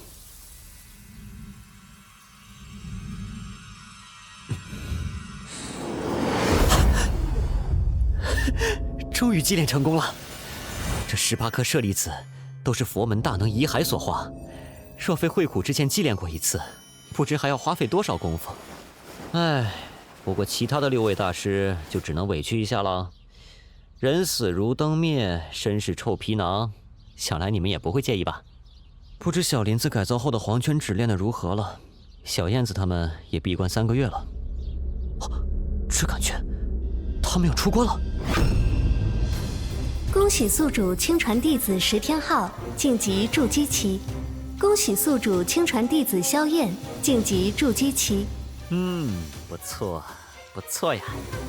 由于宿主半数亲传弟子成功筑基，特给予宿主系统奖励。当前道法修为提升1个小境界。等等，我也有奖励？好像感觉有股浩渺的清气从头顶落入丹田气海之中，而且气海里面的法力旋转起来了。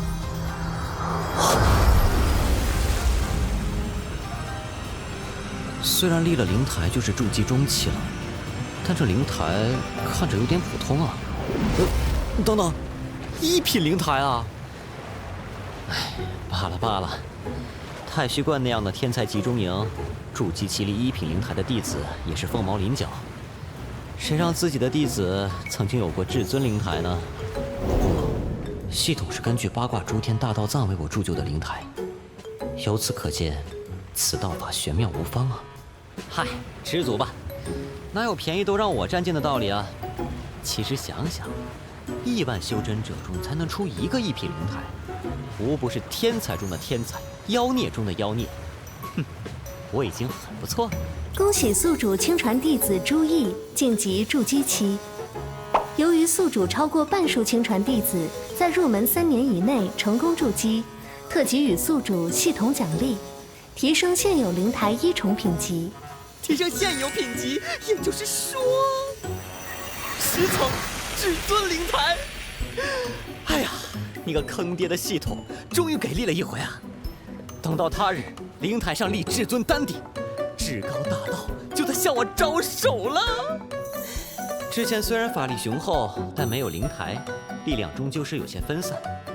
铸成灵台后，不仅法力更加凝聚，不会轻易被人击散，还能随自身心意而动，瞬间调集全身法力，施展的法术威力更加强劲。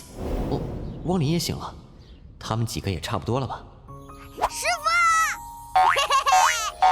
很好，你们都没有懈怠偷懒，才会有今天的结果。恭喜大师兄、二师兄，小师弟成功筑基，全蒙师父悉心教诲。师父领进门，修行在个人。为了心中的目标，就要拼尽全力，贯彻始终。你们日后也要牢记今日这样的奋发向上、一以贯之的心境。谨遵师父教诲。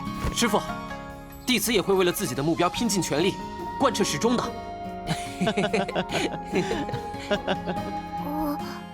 爹娘，你们现在身处何方？孩儿马上就有办法寻找你们了。慕容嫣然，还不到2年的时间，当日耻辱一定加倍奉还。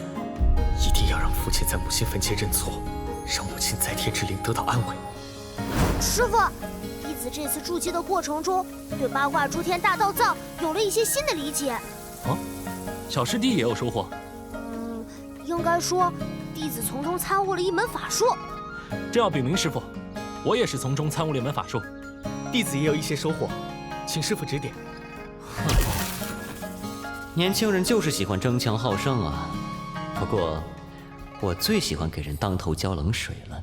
当初为师传授你们道藏，小林子旁听后也有几分感悟，改良了他自己原先掌握的一门法术。你们4个便相互切磋切磋，印证一下对于道法的理解。你们入门也有些时日了，对于本门道藏也有了各自的理解。今天，咱们便内部切磋一番，好让你们印证一下。那就按照师父所说，3位师弟，咱们一起来玩2手。师父，我先算了吧，他们可都已经筑基了。不过同门切磋而已。而且现在我给你灌注法力后，你就可以完成改良后的黄泉指了。那咱们就只切磋2下，不真的动手，好不好？三师兄，你也太谨慎小心了吧？虽然小林子看起来小心谨慎，但必要的时候，他的胆气会比任何人都足。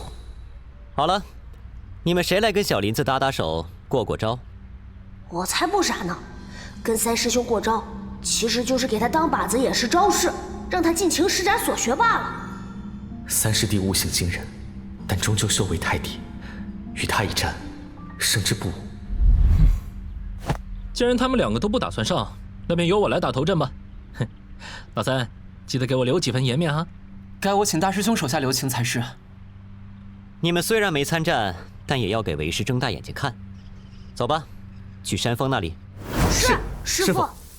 大师兄，请。还是你先出手吧。那我就不客气了。诸天黄泉指，寂灭。身体好虚弱，感觉像葬身黄泉明玉一样。汪林满值的悟性当真不同凡响，不仅练气就能领悟道法，改良黄泉指。经过我指点后，又完美将2界虚空妙术结合在黄泉指中。因为某种意义上来说，来自空间断裂的攻击根本无法防御。2界虚空妙术是对施法范围内2处一定大小的空间进行控制，以对调它们的位置而形成割裂空间一样的杀伤力。而刚才那招是汪林将凝练的极致死气直接穿越空间，无视距离，没有轨迹，只要在汪林施法范围内，就能瞬间将敌人困在死于空间。如果没有定住空间的神通或法器法宝，毫无准备对上空间法术，大多数人都会遭殃。小燕子，你会如何化解这招？不错呀，三师弟，就是不知你能出几指。八卦崩解！啊！诸天黄泉指，轮回。有意思。我就这3板斧了，再比下去就要出丑了，还请大师兄手下留情。所以，真可惜。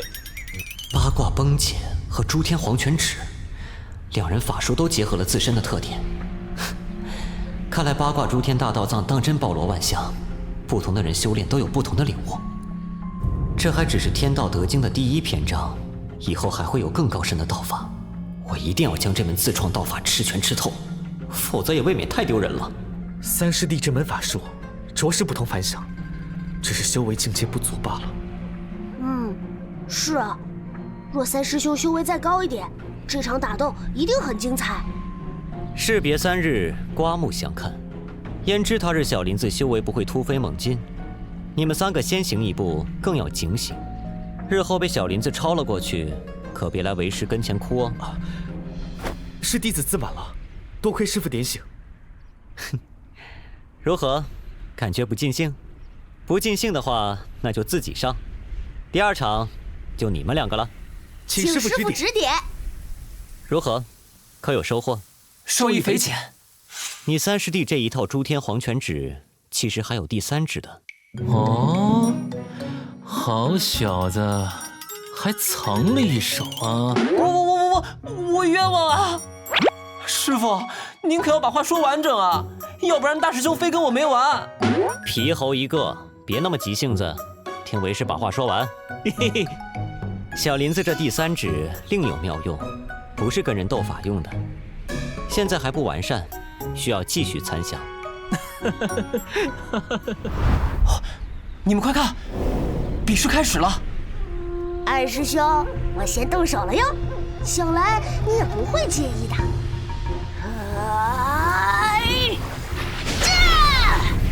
尽管来吧。不应该啊，小师弟难道就这2下子？或许还有别的变化。好好看下去吧，你们小师弟不简单的。小家伙，你真的如我所猜测那样，有如此领悟力吗？小师弟，如果这就是你的全部本事，那我只能说你最近懈怠了。这是我领悟自本门道藏的剑诀，请小师弟指正。一剑道，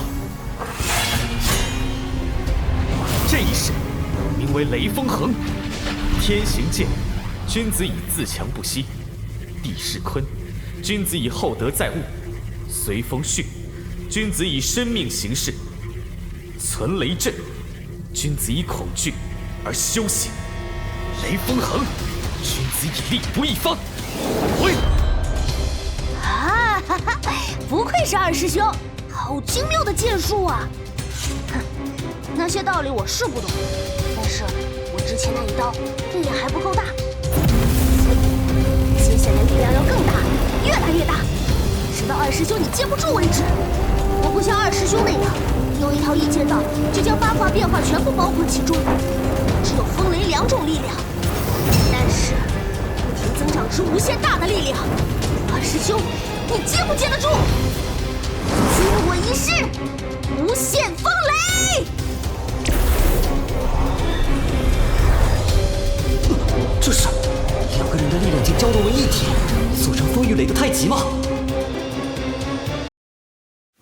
好强，真让人想不到啊！果然如此，小不点你没让我失望。八卦诸天大道藏，荒灵参悟其诸天流转之真意，与自身黄泉指相结合。萧燕则法如其人，勇猛迈进，破灭诸天八卦万象，势不可挡。小不点只将风雷2种变化领悟到了极致，越过八卦4象，摸索出了2仪的玄妙。而朱毅最为渊博，对于八卦之道领悟也最深，竟欲以一门异剑道将整个八卦造化推演。虽然还只是摸到一点门槛儿，但已经难能可贵了。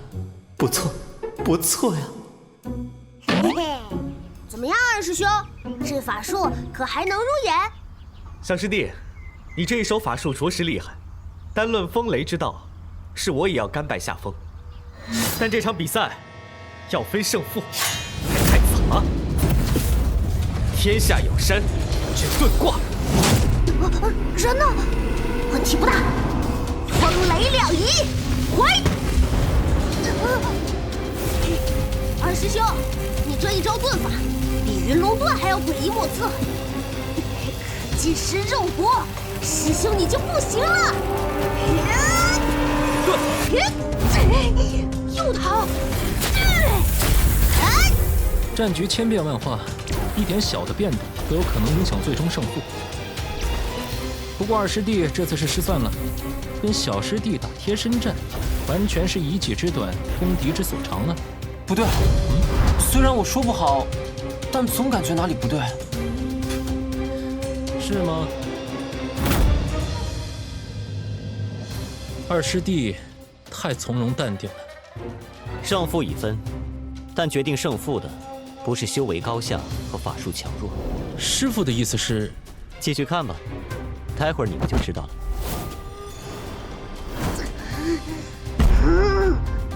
可恶，躲个没完没了！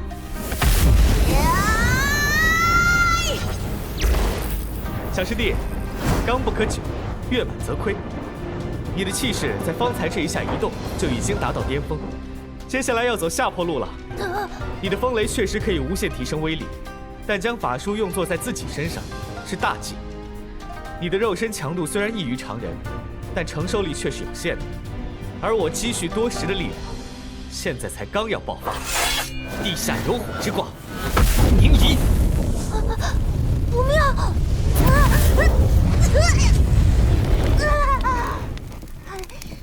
二师兄太狡猾了。论狡猾，师傅座下谁能比得上你？我今天帮你长长经验，以后碰见真正的敌人，你就不会再上当了。今天是我输了一次，下次不会再这样心急了。诚如师傅所言，论修为高下、法术强弱，小师弟都不吃亏，但在心境上却略输一筹。5岁的小娃再早熟，比耐性也比不过16岁的人呢。小不点儿，先回来休息，总结一下不足。你们谁有兴趣跟朱毅再切磋切磋？弟子不是二师兄的对手。我来，让我来试试二师弟的异剑道。二师弟，我和小师弟一样，都是要争取和你打近身战的。尽管放马过来吧，大师兄。那可就不要怪我先动手了。雷在天上，大壮，君子以非礼勿履。来得好！刮风劫，雷行天下，不远望，没用的。我懂了，大师兄这一世的核心意见是摧毁破灭，是连造化万物、天地乾坤都摧毁的霸凌力量。不管怎样，还是先拉开距离。对。二师兄这是要以对付小师弟时同样的方法来消磨大师兄的耐心和锐气吗？某些时候，大师兄脾气比我还急呢。静静看下去。想用对付小师弟的方法对付我吗？不过你别说，我这人不信邪，还真就吃你这套。机会我给你，决胜负吧！泽中有虎，君子以智力，于是好强大的能量波动！这正是你欺世祖下坡路的时候。大师兄，输了。何剑？好，但还不够。八卦崩解，切外魔。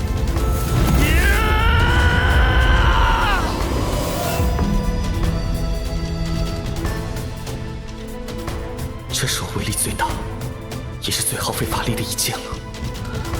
连续2场大战，我的法力近乎枯竭，再无作战之力了。小叶，先上来。天昊，有没有兴趣跟你大师兄过过招？好啊好啊，那我就去请大师兄指点了。怎么又是你小子呀？嘿嘿，大师兄，咱俩还没过招呢。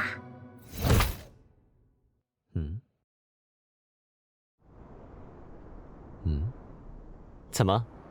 是输了不服气，心里不痛快？弟子虽是崇尚君子之风，但我也是个热血刚勇的少年人，怎会甘心败给他人？哪怕这个人是我的师兄。年轻人争强好胜的本性啊。然后呢？你打算怎么做？决胜负吧！弟子想再与大师兄比一场，否则心里就像塞了块石头一样，心中满是快乐。无法消解，念头无法通达。何为念头通达？佛经上曾言：“念念无志，是为功德；认识本性为功，依照本性而为是德。”这便是念头通达。也不能说全无道理，但你有没有想过一个问题？你依自己的本性为所欲为，有很大可能让其他人违背自己的本性，让其念头不通达。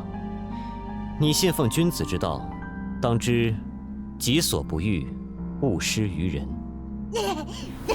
人活于世，但求心之所向，无往不利，活得快活自在，这本没有错。但只讲自己通达，却要委屈旁人，这叫做自我中心。不顾其他人感受，要求其他人都依自己的道德标准和规矩行事，以自己的好恶为对错，擅自替别人做出决定，却还认为自己是正确的，更认为对方应该对自己感恩戴德。生我者昌，逆我者亡，这不就是父亲吗？不得不说，遗传的力量还是强大。就算父子不和，他们刻在骨子里的那股劲儿还是相似的。弟子险些走上歧路，多亏师父点醒，弟子惭愧。这么快就醒悟，足见你对于自己本心还是有清楚认知的。幸好拉回来了，要是你越变越像你老子，以后不仅要和你老爹针尖对麦芒，和我这个师父也会产生局域分歧，最后陌路成仇啊！好了，定定神，认真观看小燕子和天昊的比试，马上就要分胜负了。小师弟，咱都是直性子，要不然就直接点，一招定胜负，如何？可以呀！大师兄，接好了！臭小子，话还没说完就施法，至于占这点便宜吗？我不停制造飓风雷霆，大师兄则不断将之破解毁灭，这就变成了消耗战嘛。我和小不点在法术上完全是平手，如果不发生改变，比试的就是谁的法力更加雄厚。小师弟，这个人就是不信邪。朱意好胜，萧燕又何尝不是如此？在他的信念中，就是要做一个名副其实、堪称师弟表率的大师兄。大师兄，有时候不信邪是不行的。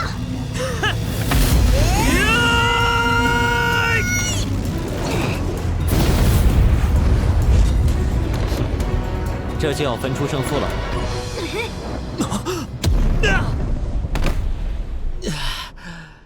看来确实不能不信邪。你小子到底吃了什么长大的呀？这身板简直绝了！大师兄，承让了。师傅，以己之短，攻敌所长的感觉如何？感觉糟糕透了。同门切磋不比与外敌搏杀，胜负不重要，重要的是从中获得收获。天昊，你没有让为师失望，专精于风雷之道，甚至超越了八卦诸天大道藏，接触到了两仪的玄妙，这非常好。谢谢师父夸奖。话还没说完，你的无限风雷之力虽强，但发动的速度慢。你的两个师兄有意无意间都让你准备了好久才动手，真正的对手是不会给你这个机会的。不说别的，你三师兄的寂灭意志瞬间发动，你的风雷之力尚未成型，便会被他创造的死域空间笼罩。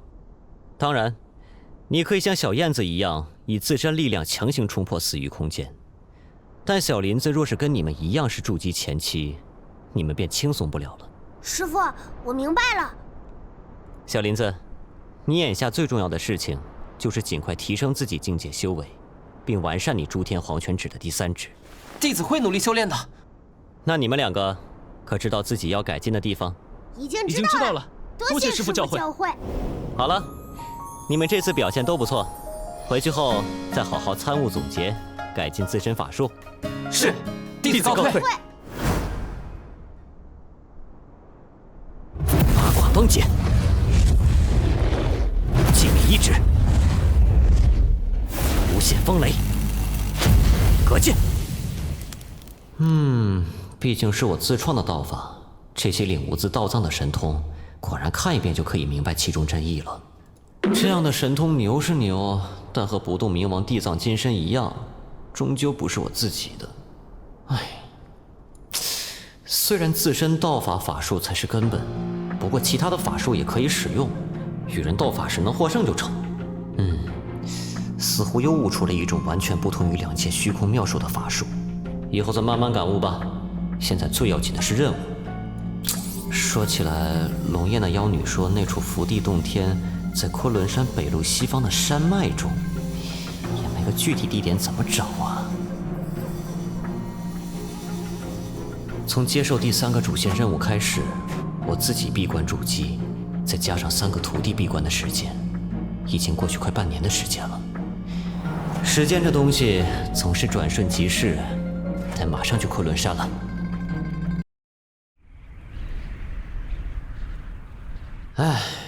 为了找那什么玉京山，我在这儿晃荡了半年，连4个机缘逆天的徒弟都被我打发出去找了。那妖女说的不会有假吧？大横断山脉西北方的昆仑山脉有座玉京山，你可有兴趣？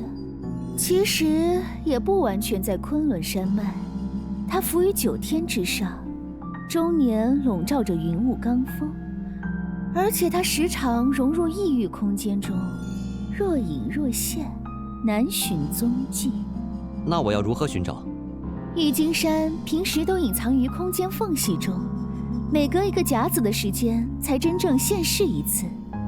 那时，整座山便会从异域空间脱离。距离玉京山上一次现世已经58年了，再有2年时间，便是玉京山重新现世之时。到时可就看你能不能抓住这个机会了。那妖女提供的情报实在太笼统了，我找的实在费劲。昆仑山虽然灵气充沛，但最适用于修炼的福天洞地都被顶尖大势力占据了，以我目前的实力，肯定是抢不来的。又不能随便找个差点的福天洞地凑合，别说我不甘心，我那几个妖孽徒弟不得失望的要命啊！难搞啊！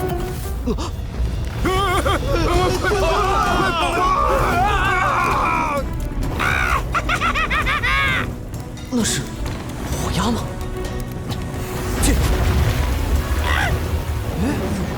我都熄灭了。得救了！是那个仙人救了我们，谢仙人救命之恩！我那道人休要多管闲事，否则定将你炼成火奴。我家少主和大批同族都在附近，你别自寻死路啊！少主，同类，这些火鸦如此大规模行动，不可能毫无目的。最大的可能就是在寻找什么东西，会不会也是郁金山？你的同类在哪里？带本座去找他们。不知死活的人类！这些精魄全都是由这头火鸦杀死的人炼制而成的。杀了这么多人做这些火鸦精魄，你死不远。两界虚无妙术！怎么回事？我的火都消失不见了！想逃？天笼咒印，放开我！好了，现在告诉本座，你那些同类都在哪里？你们为什么如此大规模地出现在这里？人类，你休想从我这里知道一切！你一定会死，会葬身漫天烈火中！你再不说的话，就是你葬身烈火中了。别烧了！我告诉你！说吧。我们这次深入昆仑山北落，正是为了寻找郁金山而来。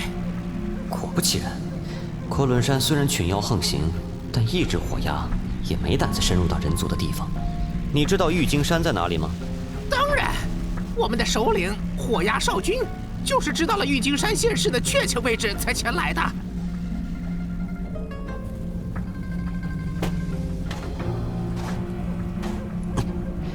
看样子还是扑了个空，火鸦群已经飞走了。这都第几个地方了？不是扑空就是烧焦的废墟。盘问了许久，也没从那火鸦嘴里撬出他们首领的具体下落。要去郁金山的话，必须得抓住几只火鸦头头问个清楚。谁？阁下是什么人？原来是个小孩啊！这些天杀的畜生又毁了一个村子。话说，阁下是为了剿灭火鸦而来的吗？啊，不错，本座正是为那群火鸦而来。这孩子有点脱线啊！这群火鸦突然出现在附近一带，烈火山林祸害了不少人。我们几个宗门的年轻弟子联合起来也没剿灭他们。我师兄手头有一奇宝，可以大致定位火鸦群的位置。我们正在追踪他们，道友要不要一起来？可以啊。只是，你就如此信任我？我们不过是第一次见面。至少我们都是人类，即便道友求凶极恶、作恶多端，那些屠杀人类的妖族，也是我们共同的敌人，不是吗？更何况，我观道友高洁傲岸、风神俊朗，不似穷凶极恶之徒。既然如此，我们便同行吧。还未问道友的姓名宗派。不知如何称呼？啊，叫我杨青就好了。我是云水洞弟子。观道友样貌应该年纪不大，却已经到了炼气大圆满的境界，算得上是修炼天才了。啊，糟了，我说错话了。我就只是道法境界提升得快，实际跟人斗法很弱的。不管是法术还是武道，我都很不在行。其他师兄弟很快就能学会的东西，我怎么都练不好，于是只能拼命修习道法，提升境界了。云水洞不过一个不入流的小宗门，他如此资质，简直是明珠蒙尘了。他本人居然还这样自卑苦恼，看样子，这是一个性格温和、没有什么生活阅历、很容易相信他人的单纯少年。如果有好的师傅稍加引导就好了。是杨师弟回来了吗？哦，是高师兄的声音，我们快上去吧。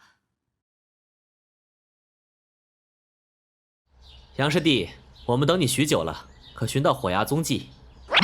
没有，怎敢劳烦高师兄在此等候？这人的声音怎么听着那么装啊？道友，这位就是高师兄，风神宗的高凡。此次联合剿灭火鸦的行动，就是高师兄倡议组织的。风神宗的？昆仑山南路的风神宗弟子为什么会出现在北部山脉？杨青，你太慢了！居然让高师兄等你这么久，你也太傲慢了点。就是。我对不起。好了，晨曦，别说杨青了。杨师弟辛苦出去侦查，我赢一赢他也是应该的。若有危险，还能接应救援，不是？高师兄好帅！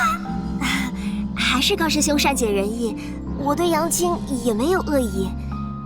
看来这里有很多人都不把杨青当回事啊，即便他的修为在这群人当中并不算低。难道是因为他不善斗法的事情人尽皆知？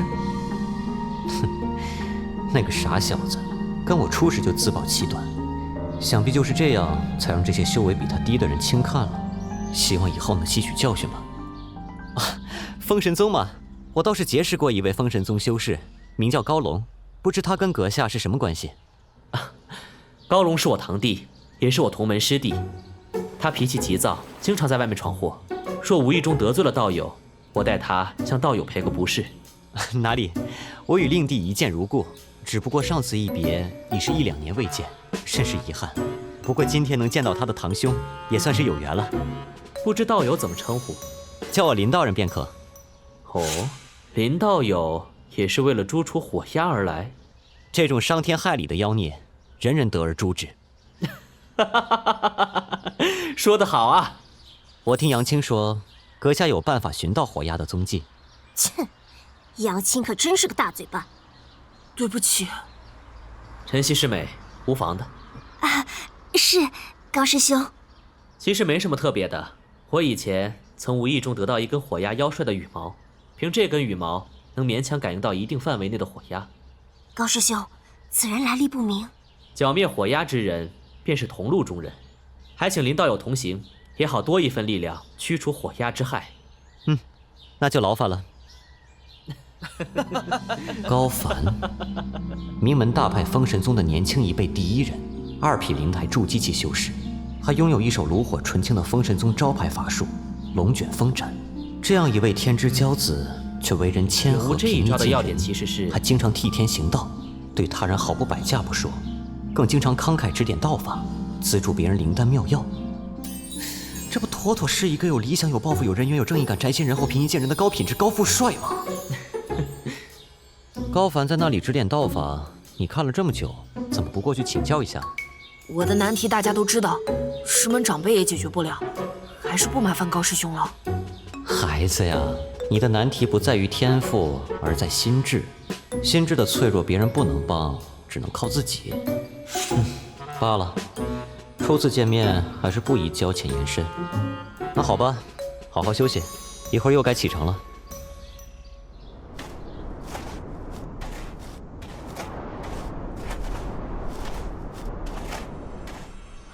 师兄，那就是火鸦妖帅的羽毛。就在附近，正在朝我们靠近。火鸦群数量众多，单靠我们怕是不好对付啊。是啊，我们的修为又不怎么高。火鸦口吐旭日真火，羽翼还会生烟，烟火夹杂在一起就会产生火毒，专破我们人族修士的护身法力。这是我师门长辈炼制的避火丹，服用后可防止火毒侵袭。大家每人1粒，速速服下，要准备战斗了。不愧是高师兄，考虑的真周到。吃药！快看那边！少君阁下！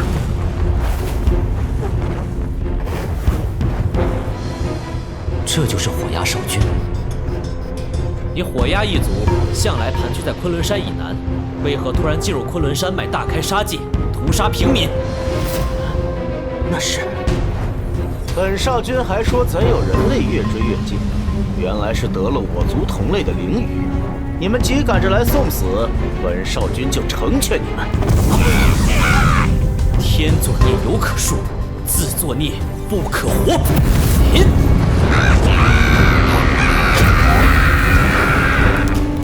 高师兄好厉害，好样的！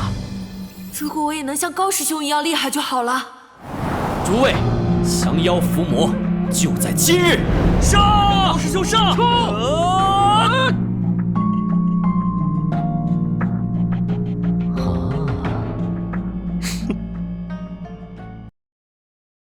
消灭火鸦！上！么？你们两个还愣着做什么？斩妖伏魔就是现在这个时候。好，这就来。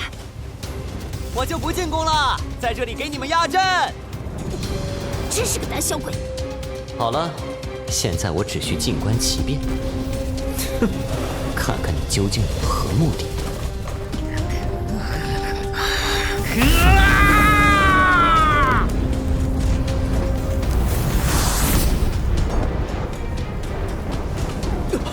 那是什么？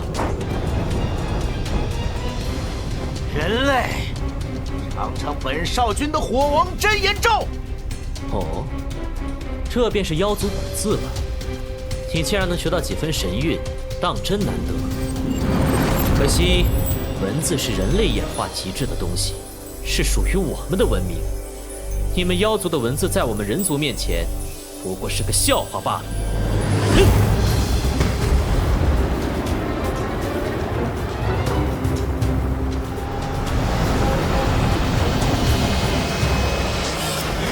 立马躲开！高师兄最拿手的龙卷风斩果然厉害。鸟妖，看你这次还死不死？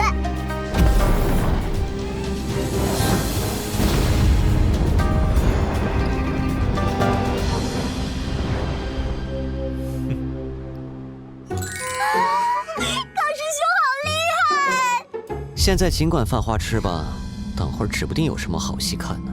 有了一件金丹期法器就敢这么嚣张？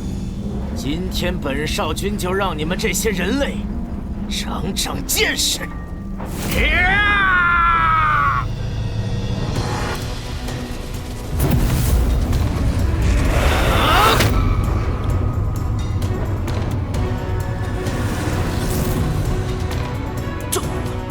这是太阳真火火种。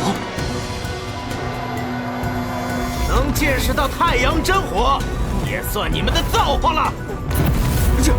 这是，救命啊！这高凡也是时候开始行动了吧？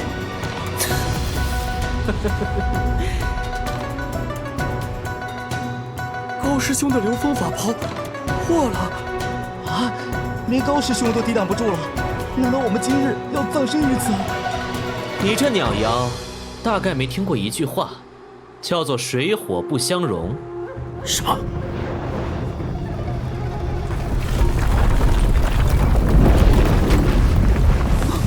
太阴真水，这里居然有一道太阴真水的水脉潜藏在地下。太阴真水至阴至柔，正好克你至阳至刚的太阳真火。难道这厮早知道这附近隐藏着一道太阴真水的水脉？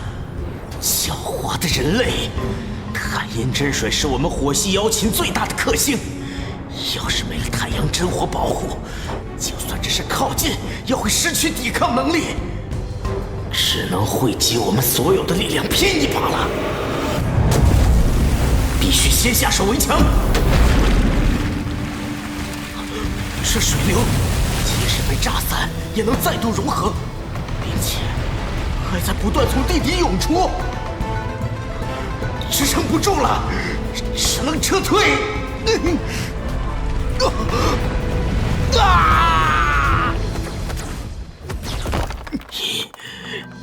费尽心机，就是为了跟本少君拼个同归于尽。太阴真水现世，不会轻易退回，你们也会被他吞没的。高师兄，这妖鸟说的是真的吗？闭嘴！高师兄肯定已经有了安排，慌什么？啊！那太阴真水真的朝我们飞来了，怎么办呀，高师兄？别慌，我早有准备，有办法制服这太阴真水。高师兄果然深谋远虑，成竹在胸，活该这些鸟妖栽在高师兄手上。是啊，这次剿灭火鸦群，全赖高师兄运筹帷幄。我早就说过，高师兄出手，必然马到成功。你们言重了。其实，这次能马到成功，多亏了你们大家呀。高师兄，你总是这么谦虚。我一点都没有谦虚，没有你们，我还真得不到这太阴真水。高师兄，你……真的要谢谢你们大家了。去，怎么回事？皓月根本使不上力气。这是什么？皓月根本无法操纵法力，施展法术。这是什么？感觉体内精气都被抽走了！救命啊！这苍生红炉诀果然有用。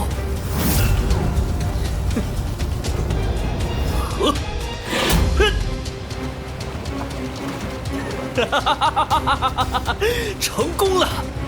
这苍生红炉诀实在神妙。等我日后寻到了地方闭关，彻底炼化太阴真水，这6大真水之一的强大力量就会彻底为我所有了。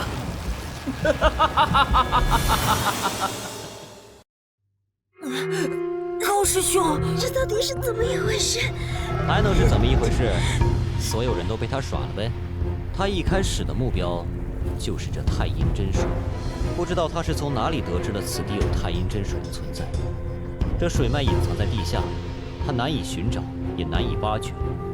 于是他利用火鸦群做诱饵，以火鸦的太阳真火引出藏在地下的太阴真水，然后又以同行的众人做燃料，帮助他施展一种秘法来炼化收复太阴真水，打着剿灭火鸦的幌子，让你们一众人族修士成为他收取太阴真水计划中的棋子罢了。啊！怎么可能？避火丹，是那些避火丹？不错，那些避火丹正是我以苍生红炉诀炼制的生灵血种。只有这样，你们的精血生命才能作为苍生红炉的燃料，助我控制太阴真水。那是邪法呀！高师兄，你到底要做什么？当然是为了天地间6大真水之一的太阴真水啊！这样的力量，我一定要拿到手。有了这太阴真水，我必可以成就一番传奇，成为真正的一代天骄，一方巨擘。我知道你们不太能理解，也不太能接受，但若你们泉下有知，就会明白，你们的牺牲是有意义的，因为你们见证了一段传说的开始。杨青，你能发现生灵血种就是避火丹，着实不错。所以我一直都说你其实不笨，就是太懦弱了。至于这位林道友，高龙是死在你手里了吧？至少他的死也跟你有关。你要给他报仇吗？当然不会呀。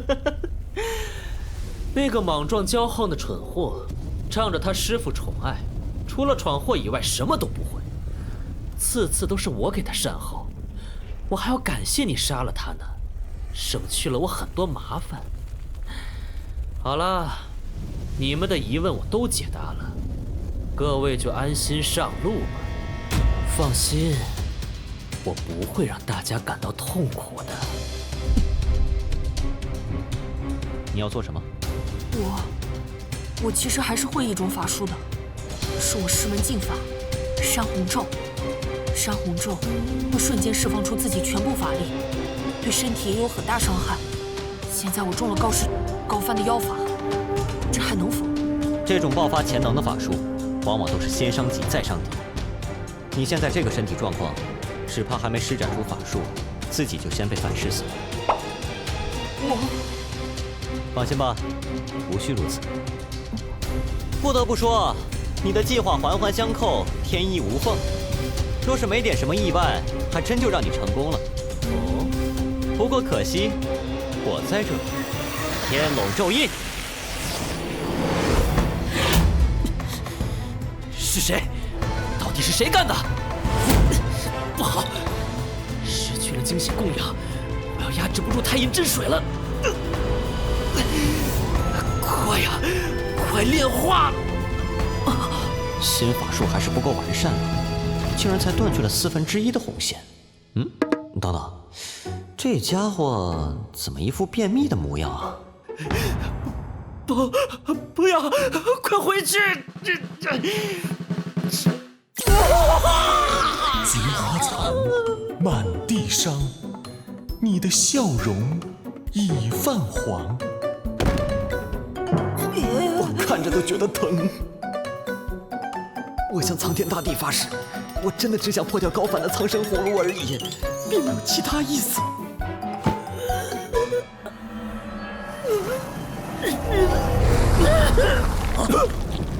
好恶心啊！不见了。虽然太阴真水冲破了苍生红炉，但高凡还是将其凝结成了体积较小的精华。只是真水进入了休眠，需要进入人体休养生息。这么多绿光中，只有一个是真正的真水精华，谁会是那个幸运儿啊？是谁？太阴真水在谁身上？甭想了，这太阴真水一旦进入休眠，就算是太阳真火在跟前，也不会起床了。太好了，高帆被自己的妖法反噬了，还敢如此恶狠狠地盯着我们！老子挖了你那对眼珠子，打死这个魔头！大家，一群无知的人，还没有弄清楚自己的处境呢。什么？来了。高凡，怎么弄得这么狼狈啊？以前怎么不知道你还好这口啊？我的好师兄，你怎么落到这份田地了啊？李想、秦涛、刘旭东。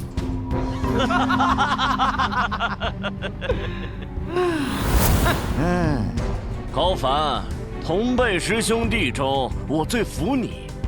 练成了上古秘法不说，更差点收服太阴真水，当真是好心机、好手段呢。你们想要什么？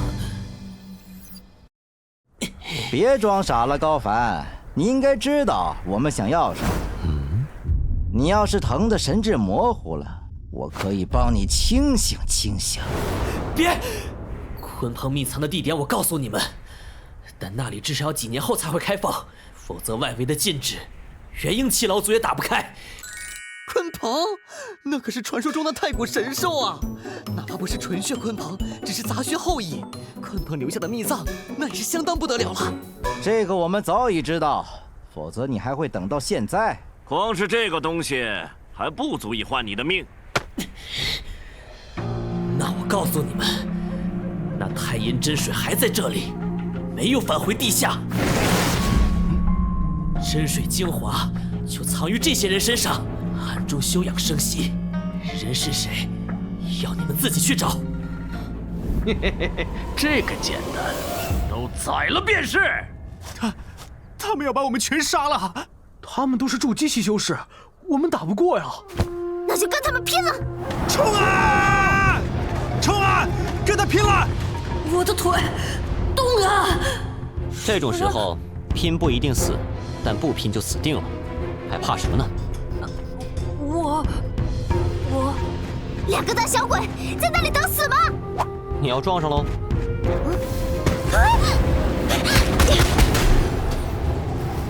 这是封神宗的秘术。哼，就给你们这个攻击的机会。别看你有多少斤两。李想，你这一手千仞风灵臂的法术越发纯熟了。这千仞风灵臂的威力强大，我不是他的对手。哎，咱们也动手吧，否则可要让李想比下去了。正有此意。是封神宗的流风飞沙术，看我来破你！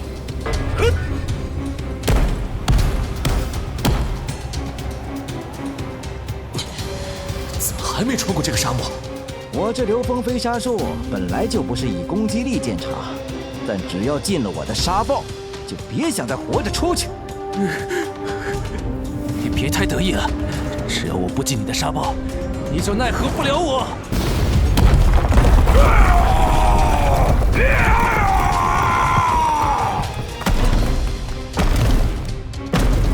哼，就这回该我了。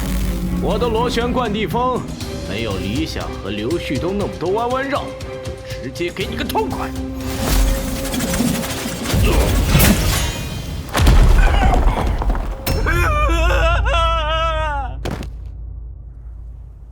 连这2位师兄都打不过。完了，今天怕是要死在这儿了。只好用这个了。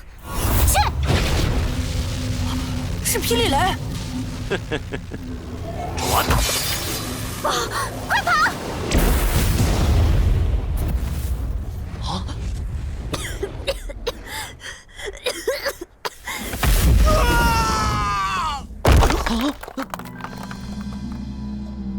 你们封神宗的人到这里大开杀戒，以为我们北路众多宗门没人站出来主持公道吗？公道？你以为你们这里有人能活着把消息送出去吗？法力神通便是公道的话，那你这公道分量远远不够。啊？那你说说看，什么样的分量才算够？比方说，本座这样的。你这时候跑来逞什么英雄？嫌自己死得不够快吗？你还好意思坐下？刚才战虎牙的时候，他就躲在最后面，现在突然冒出来逞什么英雄？嘘，让他装，有他吸引注意力，说不定那3个凶徒一疏忽，我们就有机会逃出去了。口气真不小，老子就来试试你的斤两，看你有什么资本在这里装神弄鬼。他这是闭上眼睛等死吗？真倒霉，白白让我心中生出几分希望。还以为他有什么本事，原来只是放2句狠话，死前图个痛快啊！到底怎么回事啊？放宽心，看着就好了。哎呦，居然敢说我的法力神通分量不够！我今天就让你好好见识见识。让谁好好见识呀？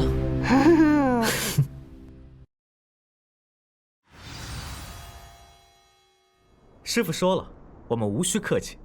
我们1人1个如何？3师兄给我们压阵。那我就静观你们马到功成。啊，飞廉！如此小的年纪，竟然是筑基期修士。胖子，你很嚣张啊！3个筑基初期的小崽子，也敢在老子面前造次！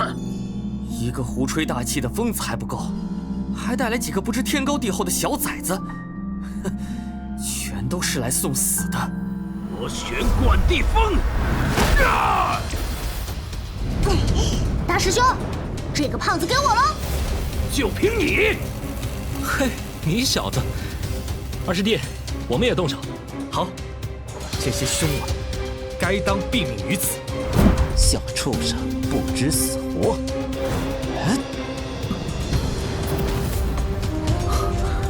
是个迷惑心智、使人迷失方向、立即而死的幻阵。可惜你这幻阵，只是雕虫小技罢了。萤火之光，如何与日月争辉？黑暗曼陀罗阵，开！不好，我感知不到外面了。这什么招式？流风飞沙，喂！一是则见道，一是风见道。风在泽上，装伏卦，巨鸟出笼。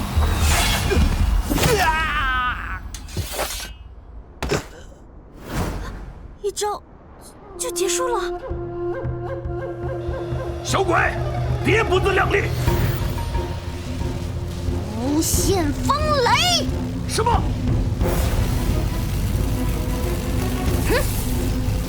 我的螺旋贯地风居然……去！等等！怎么可能？这下该咱们了！八卦风解，天刃风领壁，攻不破的，霹雳雷都做不到的事情，他怎么可能？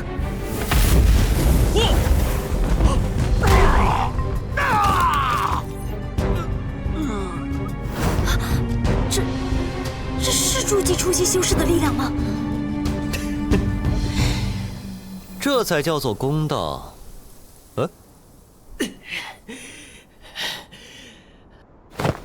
小心！威廉，和我一起动手！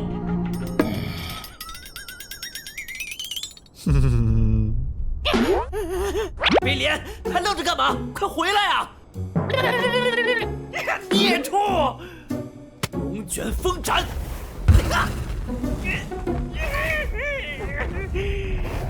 见风使舵的孽畜，你们一起死吧！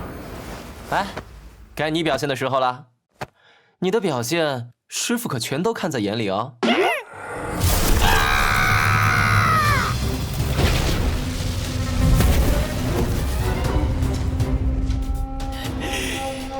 你这背主的畜生，总有一天，我要将你抽筋扒皮，连带着你背上的肺。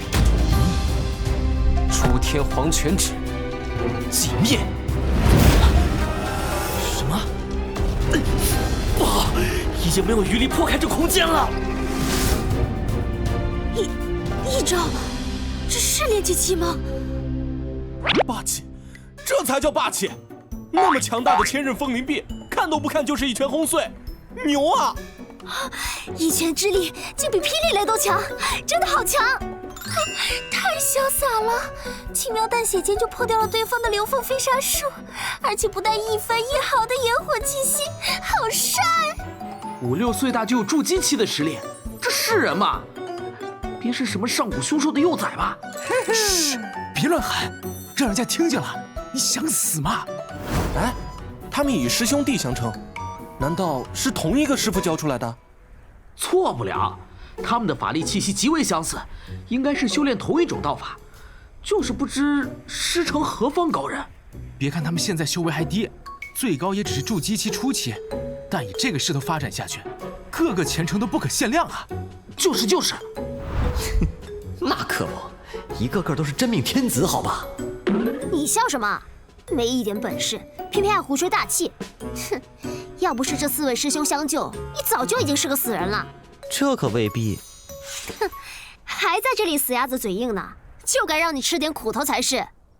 难道这位林道长就是？走过来了，好帅！感谢4位师兄救命之恩，还不曾问4位高姓大名，师承何处？弟子参见师尊。什么？表现得不错，你们让为师看了一场好戏，都起来吧。弟子，师尊，这是幻觉吧？这一定是幻觉，一定是幻觉，对吧？你不是前辈，我真没想到啊。你最大的问题不在于修行法术吃力，而在于心态。自信一些，勇敢一些，你会发现面前的道路其实很宽广。谢谢前辈的教诲，我会努力的。师傅，有奖励没有啊？奖励吗？我看看啊，你看那个火鸭算不算？居然还记着我？当然记得，我可是专门来找你的。今天就到这里吧，我们走。杨青小友，来日有缘再见。杨青期待与前辈再见的一日。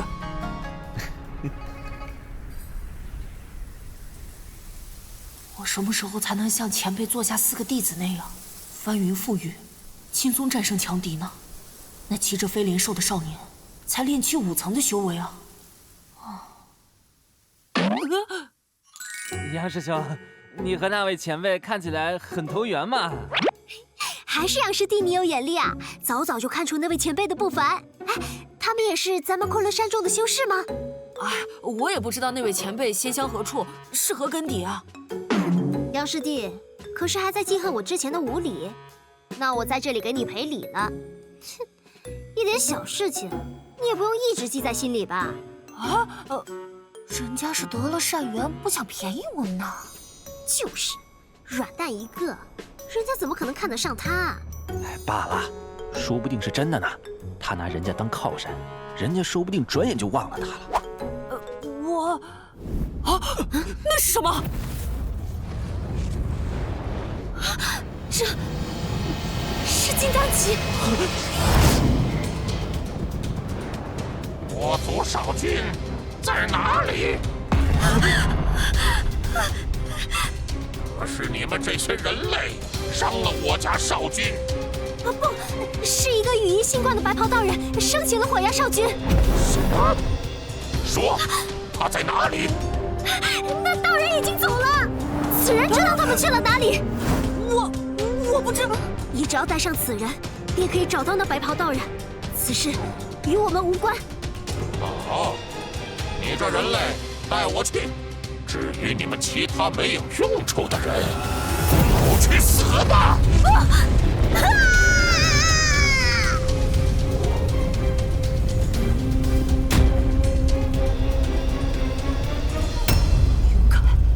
勇敢，再勇敢一点！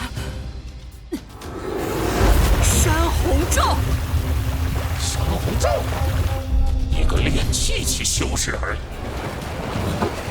这是太阴真水！哇！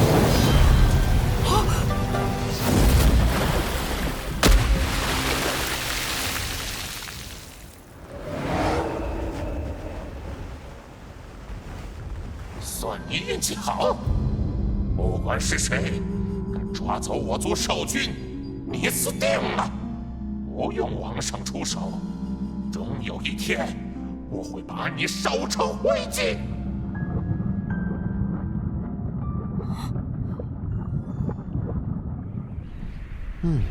该去看看那火鸦少君了。你是何人？知不知道本少君是谁？本座不知道你是谁，不过本座知道你老子是火鸦王，而且现在有资格提问的是我。为何这次火鸦一族会大规模来昆仑山北路？没什么，外出游玩，族人们陪我一起出来罢了。你不说我也知道，玉京山。他怎么知道？本座从何得知？告诉你也无妨。本座曾遇到一狼环玉树妖，名龙叶。玉京山的消息便是他告诉本座的。你认识龙叶妖王？妖王？看来龙叶全盛时期是元婴期的修为，那与他两败俱伤的燕明月岂不也是？近年来，老祖宗金乌大圣同龙叶的师尊天妹大圣闹得很不愉快，那龙叶定是想对我们一族不利，我得尽快通知父王。我告诉你玉京山的确切位置，你放我走，如何？你唯一的选择便是将你知道的全说出来，如何处置你，本座自有安排。总之不会害你。自这里西行4000里，昆仑山北路有一处高峰，名为凌云峰。玉京山乃是悬浮于天空云海之上的仙山，就位于凌云峰的上方。但玉京山周围被一层紫色阴韵所笼罩，我试了好久都进不去。你要是进不去，可别怪我啊。到了再看吧。还有一件事，你那颗太阳真火种子交出来。你休想！太阴真水的滋味你尝过了，感觉不错吧？本座虽然没有太阴真水，但同为6大真水的黄泉真水还是有的，可以请你尝尝味道哦。你吓唬谁呢？哎呦，我可是为你提前准备好了这黄泉珠，你觉得呢？给你，快把黄泉真水收了！哼，到手了。接下来去看看封神宗的那帮人。求你做个人吧。这4个难兄难弟看着够惨的。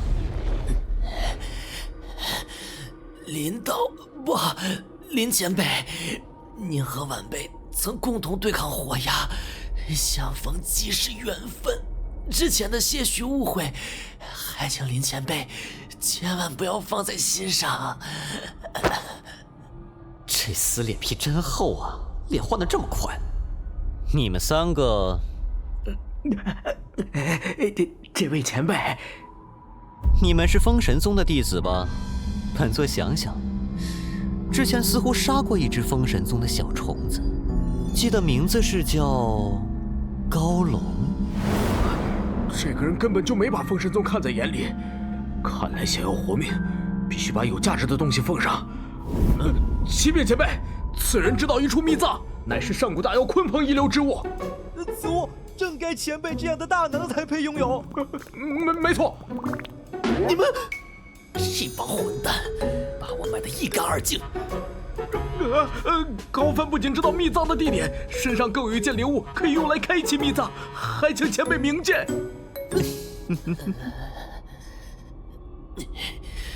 我虽知道鲲鹏秘藏隐于北极滨海，也有灵物可以开启秘藏，但宝藏常年被万载玄冰冻封，无法破开。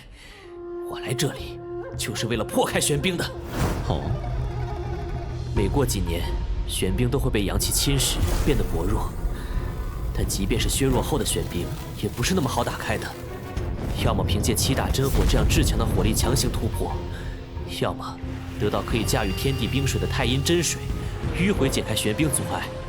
原来如此，所以你才引火鸦和太阴真水相斗。等到两败俱伤之时，你正好渔翁得利。哼，如此说来，你手里开启秘藏的宝物呢？就是这个。鲲鹏之鳞，这鱼鳞中居然暗藏着空间之力，怪不得能将鲲鹏的鱼鳞缩小至此，真实大小怕有1平方公里左右。小燕子，跟着为师的黑云旗往西走4000里，去凌云峰。啊，知道了，师傅。至于你们，就乖乖在这里等着吧。虽然没搞到太阴真水，但萧燕的幽冥邪皇同样可破万载玄冰。不过，还是要探一下这颗真火种子。用八卦诸天大道藏的法力，在神识里组成虚拟的小世界，稳妥得很。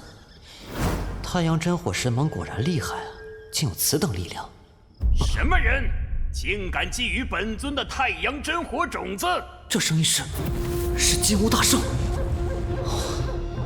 原来是金乌大圣留在真火种子中的一道神念，一个残存的思维意识而已。但仅仅是这股念头，镇压得我都有些喘不过气来。看来金乌大圣留下这缕神念，是为了防止外人得到真火种子。如果外人企图炼化，这神念就直接将这颗真火种子炼成分身，抹杀敌人。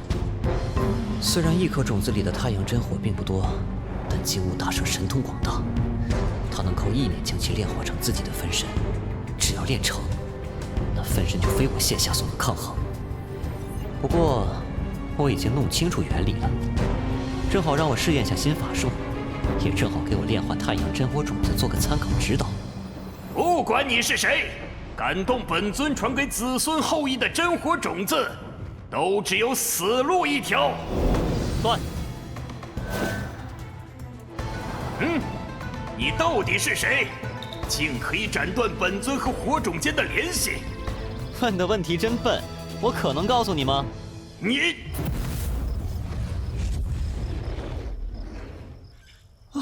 终于送走了，我也出去吧。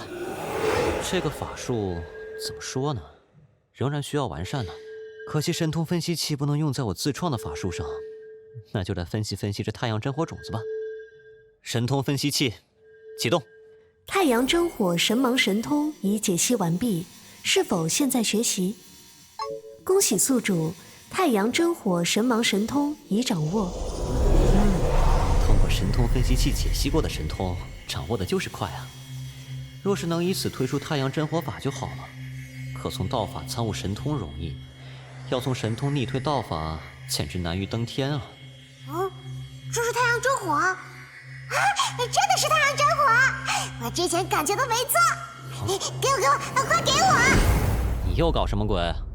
之前我就隐隐约约感觉到了太阳真火的气息，但不敢确定。现在离得近了，我肯定那就是太阳真火。是又如何？就算是太阳真火，那也是我的呀。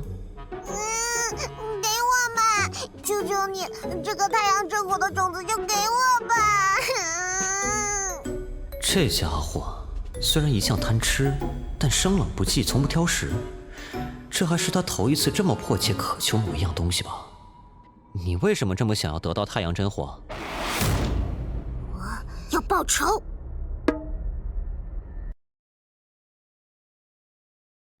要报仇，是要向那个把你打得只剩一缕残魂的对头报仇？不完全是，更为一选我父母的耻辱。我爹可是妖族饕餮大圣，我娘亲也是饕餮一族的紫峰饕餮妖王。他在种族里虽然是幼崽，但实力仍不可小觑。那他父母会是何等怪物？那个能害他仅剩一缕残魂的家伙，来头肯定也不小吧？父母的压力，敌人的强大，一人的无助，这个小家伙原来背负这么多吗？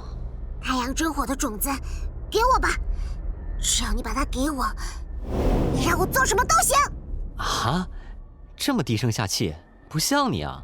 莫非你面对的敌人很强？一个太阳真火好像不够吧？强个屁！那天火一族的胡芬只不过会些魅火的手段，切！要说法力修为，也就妖将水平。一个人类筑基水平的妖，能打得你只剩一缕残魂？要杀他，你爹娘不就是一根小手指的事情吗？你小妮子，很得他族里老祖宗的宠爱，又成天躲在青丘山里不出来，想杀他很难。他族里老祖宗是哪位？九尾大圣，虽不以斗法犀利闻名，但也有许多神通手段，我老爹也没办法轻易奈何他。若一定要分生死，我老爹胜算更大，但是这样很容易被其他敌人捡了便宜。这个其他敌人又是谁？当然是妖族十圣。十圣？妖族中的顶尖大妖被尊称为大圣，都是太古年间的大妖。目前寿命最响的10名大妖被合称为妖族十圣，其中天魅大圣在十圣中最为神秘，没人清楚他的根底，但他的实力无人敢质疑，连我爹都说看不透他的深浅。他修炼的混沌妖典是妖族圣典《天道妖经10卷》中排行第2的妖法，第1卷已经失传了，所以是目前还流传的天道妖经中最为高深的妖法。哦，原来如此啊！你的仇人是胡芬，他的靠山是九尾大圣，但这跟太阳真火有什么关系啊？天狐一族怕火？当然不是啦，天狐火虽入不了7大真火行列，但也是有名的灵火。啊？那你为什么还要太阳真火？只有太阳真火才能对抗那至冷至寒的玄冥真水。那该死的家伙竟然宁愿要胡芬那个狐妹子，也不和我成亲，还把我打成了这个样子，太可恶了！啊？等等，成亲？对啊，我当初也是妖王级别的，抢雄星居然抢不过一个妖将，简直是笑话。而且这事闹得整个天花广路都知道了，我爹娘丢脸丢到家了，这还不是奇耻大辱？所以你们这些公的都不是好东西。我去，闹了半天是抢男人抢输了。那黑水玄冥把你打成这样，你爹娘不管吗？这人问题咋这么多？他也被我毁了肉身，神魂大损，估计只剩一缕残魂了。不过我敢肯定他还活着。至于我爹后来有没有去找玄冥一族的麻烦，我就不清楚了。唉，我好不容易才找到了个戒指栖身，一睡就是10多年。若有了太阳真火对抗玄冥真水，再加上我自身的吞噬神通，必然可以击败他。玄冥真水是天下至冷至寒之水，连火焰都可以冻结。若要克制7大真火中的太阳真火，效果最好，难怪他这么想要。哎，吞吞啊，我说句话你别介意啊。什么话？你说。那个黑水玄冥为了胡芬，肯愿和你拼到2败俱伤，他们俩的关系必定深厚，你怕是抢不过那个胡芬啊？你在说什么呀？他跟胡芬也就是玩玩的。啊！哎呀，你就把真火种子给我吧。所以说你要太阳真火，就是为了打败黑水玄冥，踢开胡芬，最后跟他强行那个啥。这画面太美了。说好的奇耻大辱呢？说好的血海深仇呢？说好的不共戴天呢？可恶！还是那么郑重，甚至连父母都牵扯起来，还以为是什么妖王血泪史，现在越听越不对劲。妖族都这么个德行呢？你怎么走了？喂，别走啊！哎，把真火种子留给我呀！哎，喂！师傅，我们已经到凌云峰了。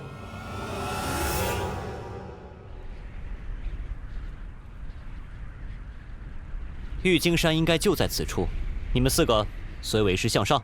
是。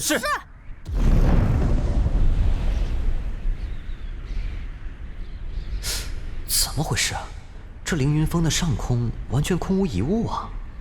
去黑云旗内问问那火焰少君好了。哦，要放我回去了？怎么没有玉京山？看是看不见的，只有接触到了才会显形，否则玉京山从虚空乱流出来，早就被人发现了。好，那本座就亲自去探上一探。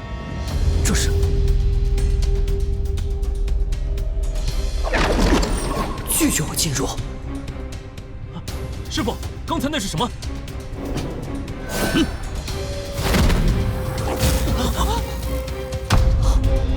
玉京山。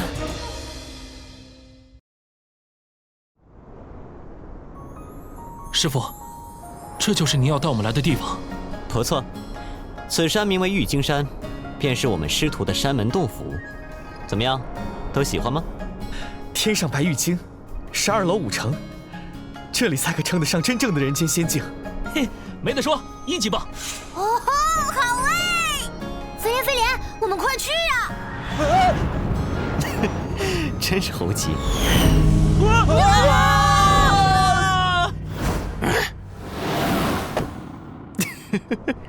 师傅，你知道那前方有紫气阻挡吗？怎么了？一点小小的困难就哭丧着脸？天笼咒印，就连天笼咒印也无法困住这阴云紫气。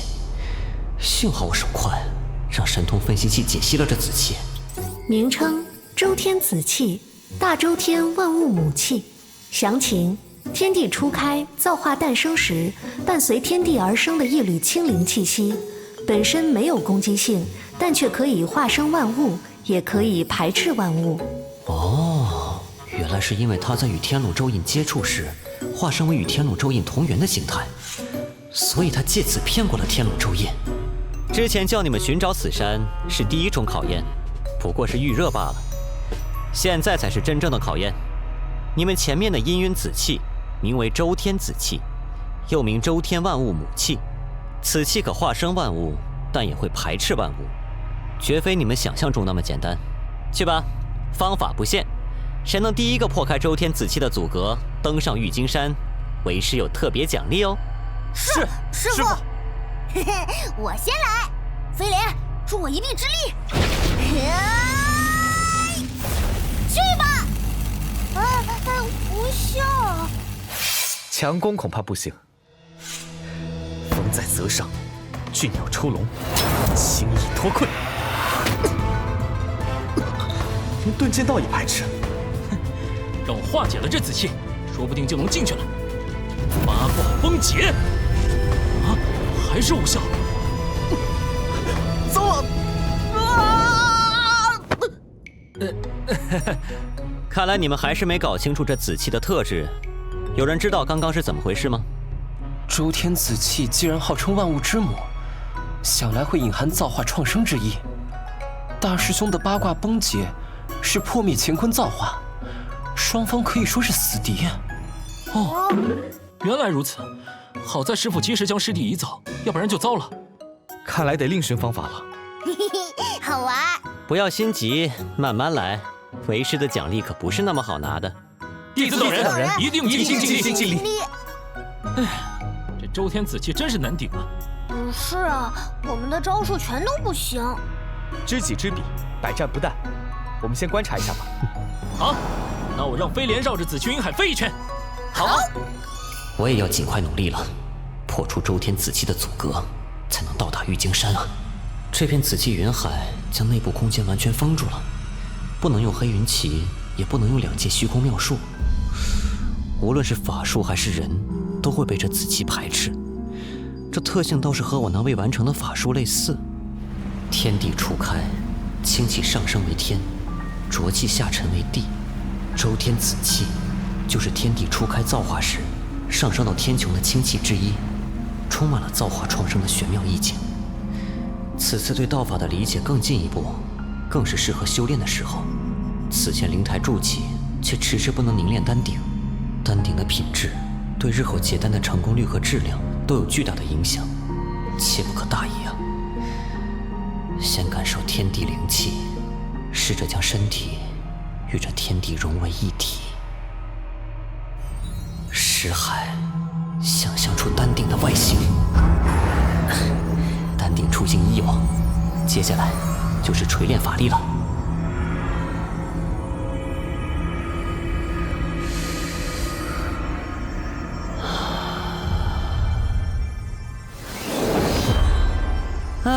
过了这么久，总算是到筑基后期了。不知现在能否破开这周天子气？哦，乾坤镜，乾坤镜为何会自己？哦，这乾坤镜的光芒竟然让这紫气退散了。看来之前小看你了。这光芒是地面之下的浊气，乾为天，坤为地，苍穹之上为阳，生清气。大地之下为阴，生浊气，清浊中和，紫气消散。哼，看来借助乾坤镜便能进到玉京山。人间仙境！不好，乾坤镜的光芒越来越弱，紫气都涌进来了。两界虚空妙术！这紫气云海太庞大了。好在有惊无险，乾坤镜的能力有限，看来是到不了玉京山了，得加强这乾坤镜才行。不过发出这浊气的应该是土象精气，不知道哪里能找到这种物质啊。宿主触发随机支线任务中央雾土神光。任务名称中央雾土神光。任务背景：周天子气激活了宿主所拥有宝物乾坤镜中的中央雾土神光。眼下乾坤镜中的中央雾土神光较为衰弱，想要增强神光，需寻得土系灵物，利用其中土象精气滋养。任务目标：宿主获得足够高品质的土系灵物，培养中央雾土神光达到一定强度。任务时限10天，超时未完成，任务作废。达到一定强度。中央雾土。果然同大地有关，但是10天期限能去哪儿找呢？这红光不断的跳，是指引我去找某样东西的意思吗？哼，怎么有一种找齐某猪的感觉？地点好像是黑云地宫附近。不管了，先去看看吧。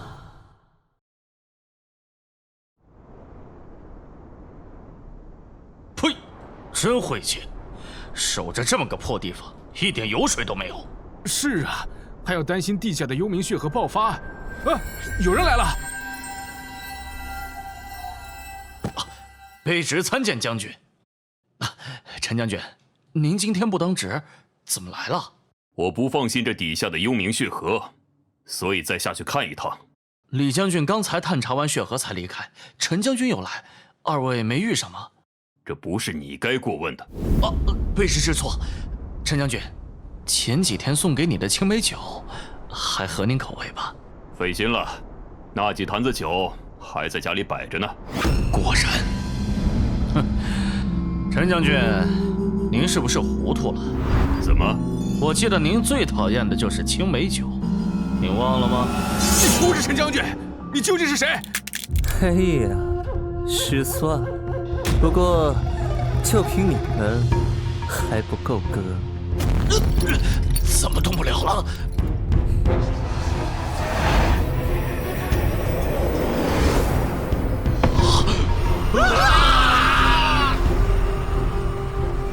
所以说你们还不够格呀。好了，该去地宫了。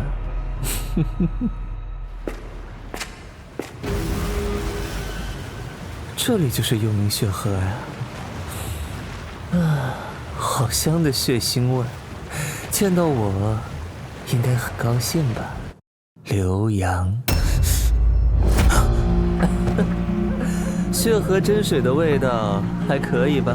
但是，唐泽，你来这里就是为了取笑我吗？我哪有那么无聊？来这里当然是来救你的了。看看你现在的样子，除了我，还有谁会关心你？啊？你会这么好心？当然没那么好心。得用你身上的情报交换。情报？最近有个白色长袍、羽衣新冠打扮的林道人很是活跃，有人觉得他有些碍眼，想要除掉他。想必那个人你不陌生吧？看你的表情，这笔交易比想象中的容易吗？放我出去！别说情报，杀了他也未尝不可。说，急。交易达成了。虽然我修炼的不是正统血河之术，但这里也不过是幽冥血河的一条小支流罢了。可惜了，为了代替你定住幽冥血河，这9只血河帆带不走了。啊？你也会管血河是否作乱，冲出地面？别的地方我可以不管，但这里离大周国都的天津城太近了。可怜你那被污染的仙剑了，这下就算你回蜀山去，也很难清洗干净了。要不是被他救了，我一定把他的头拿来当球踢。应该是这儿。根据乾坤镜显示，应该就是这里没错了。先进去看看再说。哎呀，有够暗的。这种洞穴应该都有守宝物的妖兽吧？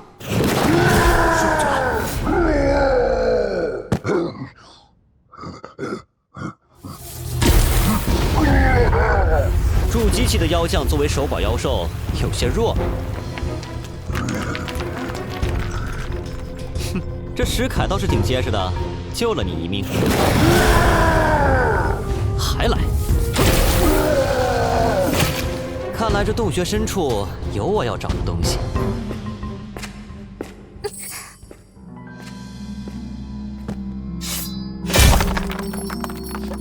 这么轻易就杀死了雾土石猿，那这些小东西应该没人要了。风铃，你呀，就是无利不道，一丝不留啊！你懂什么？好东西到手时的满足感可是非常美妙的。你看这颜色，回去打磨一下做个耳坠正合适。小姑娘，这可不是做耳坠的东西。确切的说，这东西已经不是你的了。封神宗弟子？怎么，你这是认出了我们的身份，准备到处宣扬一番？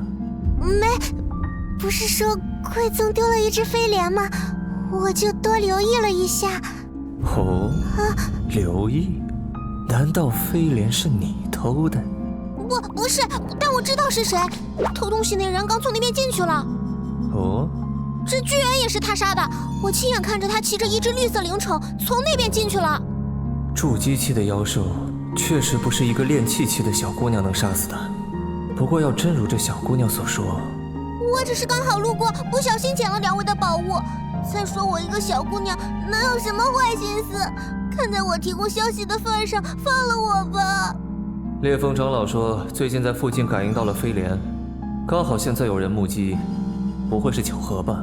要不我们先禀报烈风长老？不，这是我们的机会。若能找到飞莲和高龙的踪迹，投身烈风长老门下，就能进入内门。听哥哥你的。不过，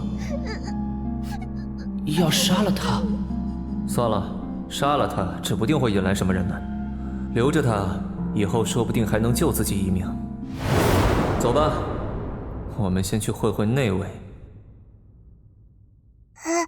风铃，这下有好戏看了。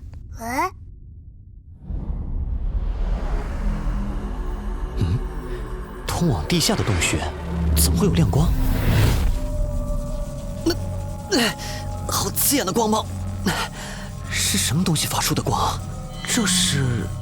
好浓郁的土象精气，增强乾坤镜所需的，应该就是这个吧。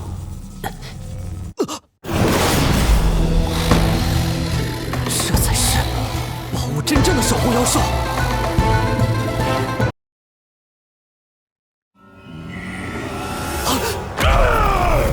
接近金丹级的妖兽，好快！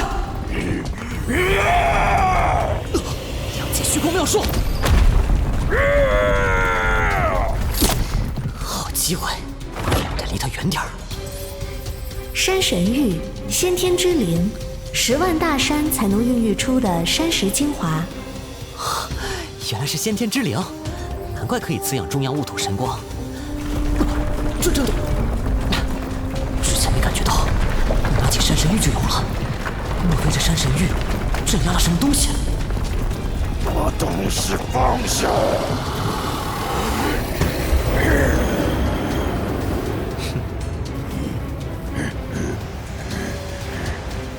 这浓烟中的法力可以将其他东西石化吗？法术不错，你倒是给我提了个醒，以后面对此类法术该怎么办？该死的人类！拿我宝物，杀我同伴，拿命来！哼，正好拿你试试我新揣摩的法术。第2个自创法术雏形有了，该起个什么名字好呢？啊，这法力流动式，2个筑基后期的修士，好快的速度！这2个人也是冲着这山神玉而来。若真的为了宝物而来，那我就成了众矢之的。本来还想完善一下法术，看来得另找机会了。那丫头说的没错，人就在前面。先让你们3位好好玩玩。又来2个！偷飞廉的家伙呢？又来2个请山神玉的人类。找飞廉，这更得让你们打起来。喂，臭猴子，偷飞廉的家伙呢？是被你杀了？什么飞廉地廉，识相的就离开！若也想盗宝，那俺只能活吞了你们！哦，看来你这猴子还守着一件了不起的宝物嘛。而且听你这口气，刚才与你打斗那人是被活吞了。是又如何？果然都不用诱导，这些封神宗的家伙自己就会搞事。不过这2个家伙怎么知道飞廉在我这儿？什么时候暴露的？那人我们找了许久，现在被你吞了。他还欠我们东西，那只好将你剖开了。一热一寒2种风息法力，2个猪气气的小儿，就凭你们！阳刚烈！看来不能小瞧这2个人的手镯。阴风化！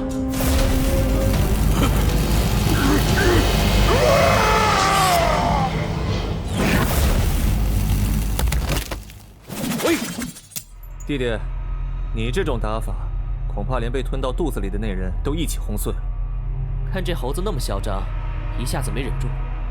不过好歹还是有所收获。哼，收获？你们说的收获，不会是我扔在地上的这块山神玉吧？你扔的？也就是说，刚才和那猴子打斗的人是你？那想来偷飞廉的贼也是你吧？飞廉？2位不会是认错人了吧？是不是可由不得你说？跟我们去一趟封神宗，自然就清楚了。哼，正愁没机会补全封神无相诀，2位就送上门来了。看2位的做事方式，恐怕手中血债不少吧？不然我还不好下手。不知死活的东西，等下看你还能不能这么嚣张！哼，一会儿就让你笑不出来。弟弟，刚才我可是都看了，你们这副手镯危险得很，我看还是不要用了吧。手，我的手！弟弟，我的胳膊，我的胳膊！哦，你们是在找这个吗？这镯子太危险了，还是交给我保管吧。快跑！怎么样，两位？作恶的时候，也曾想过有这一刻。大挪移遁符，想逃？大挪移遁符已经生效，我们得救了。下次见面，这断臂之仇必须让他加倍奉还。送你个礼物，这个礼物名叫诸天戒杖。这感觉不对劲，我怎么又回来了？两位，我们又见面了。大挪移遁符，逃不出去，为什么？你到底做了什么？只是一个小法术罢了。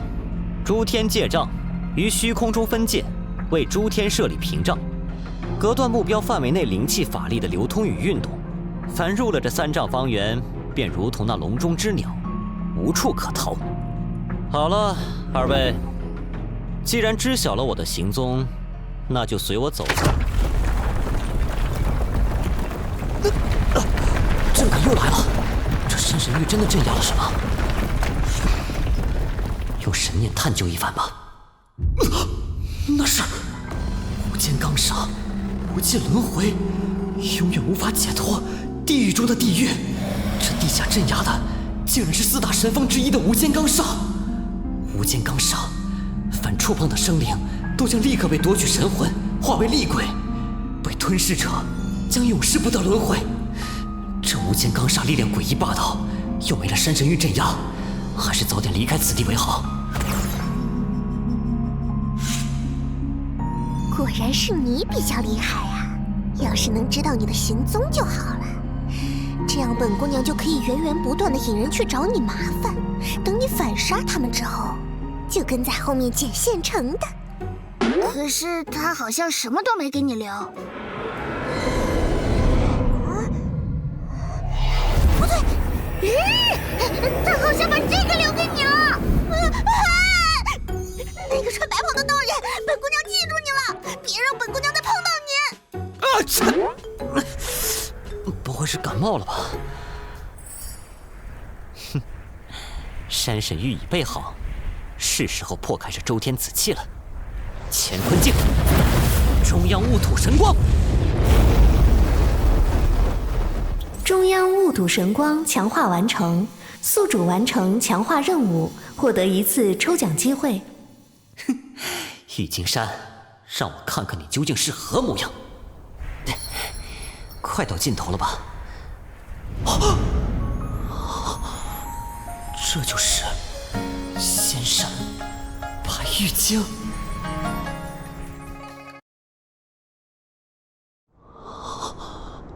这就是仙山白玉京。沿着这里就能到山顶吧？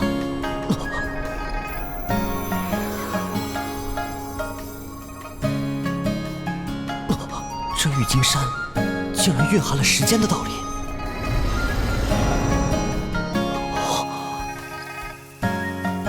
那便是玄天宝树吗？树干将整片天空都遮蔽了，这也大得太离谱了，感觉一片树叶都要压死人了。不过这么大一棵树，竟然连4大奇树都不算。天地间有4大奇树，分别是梧桐神木、狼环玉树、人参果树、沙罗铁树。不过一见这玄天宝树，就忍不住觉得4大神树加一起都比不过这一株，是我的错觉吗？这玄天宝树的顶端竟然不知去向，全部消失在紫气之中。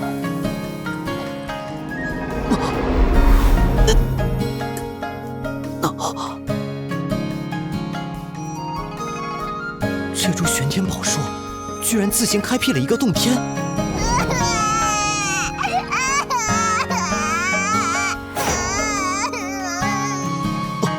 这是。都是些什么呀？这女孩走路的时候地都在震。会哭的泥塑娃娃，还在喊饿。啊，不哭不哭啊，不哭。啊，这边的杂草这么茂盛。啊，喂，没看见人吗？你走路的时候安静点啊！你就只会绕着树走吗？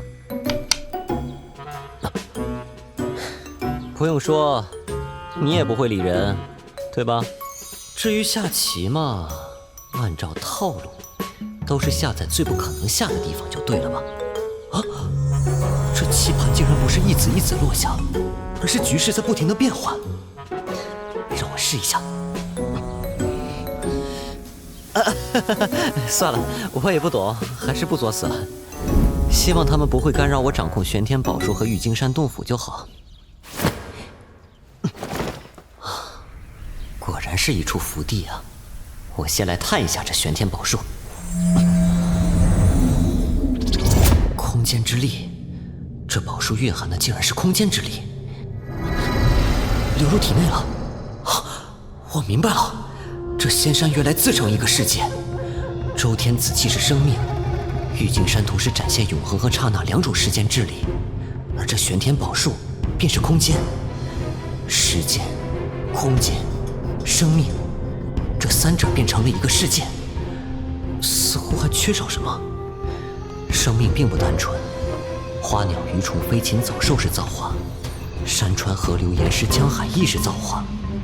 两种造化的区别在于生命具有精神，时间、空间、生命、精神四位一体才是世界，而我将成为这个世界的精神。快看，子期被吸走了！这就是玉京山。为师已为你们拨开云海，上山来吧。啊，是师傅的声音！看来我们花的时间太久，师傅都不耐烦了。师傅这个考验肯定准备了很久，被我们浪费，真是罪过。下次一定不能让师傅失望了。不能气馁，下次我们定会完成任务的。现在，我们先上山看看吧。好。小燕子他们都上来了，以防万一，还是把周天子气重新催动起来，保护我们这个家吧。恭喜宿主寻找到符合条件、适合开山立派的福地洞天。恭喜宿主完成第3个主线任务，主线任务特别奖励发布。来到这个世界这么久，总算有个安身之处了。任务终于完成了，这就是任务奖励。物品名称：昼光藤灵根，作用：根植于洞天福地独立空间后，可随宿主心意改变独立空间内的时间流速，最快可加速100倍，最慢可减速100倍。日后渐渐壮大，加速倍数仍会提升。也就是修炼时间加速100倍。我这个100倍时间好像比那个100倍重力更厉害呀！洞外1年，洞内100年，并且倍数加速，还有提升空间。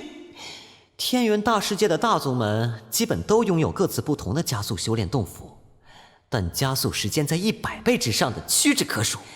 有了这个洞天，小燕子的3年之约也不用太担心了。新主线任务已发布，请宿主尽快查看。那任务又来了，就不能让我多享受一下清闲的时光吗？主线任务 2.0 开山立派，广收门徒。任务声明：恭喜宿主完成第1阶段准备工作，可以正式开山立派了。即日起，宿主需正式建立山门基业，并招收潜力数值总和25以上的弟子30人，为宗门打下第2阶段的根基。任务时限10年，超时未完成，直接抹杀宿主。招收潜力数值总和25以上的弟子30人。这4项数据组成潜力数值，每项达到10才算满分，小不点他们4个都在33以上。现在看来，系统制定的亲传衣钵弟子标准，潜力数值总和多半要达到30，而25以上的，明显是内门弟子一类的群体。这样的弟子完全就是可遇不可求啊！只有找到猴年马月呀，果然是坑爹的系统。罢了，先努力提升修为，然后打响知名度，吸引优秀人才主动来拜山门才是正道理。总之，先把昼光藤给种下。长得真快啊！这样就有山门修炼场所了。时间与空间2种力量产生了完美的共鸣，感觉好舒服啊！这个小洞天，从此便称作玄天昼光洞天。从此刻起，我同玄天宝树、玉京山以及周天紫气之间的联系就会越来越紧密了。这四方联合组成一个逐渐稳固的小世界，但要真正达到小成，还需要我结成金丹才行。开始加速，倍数100。可惜咒光藤还没有完全成长起来，只有身为主人的我才能享受加速，不然把小不点他们叫进来一起修炼，可以节省不少时间呢。罢了，当务之急是要尽快提升修为，驾驭玉京山小世界，不然这样持续暴露在昆仑山上空，很容易引人觊觎。以防万一，闭关修炼之前得做些准备。去。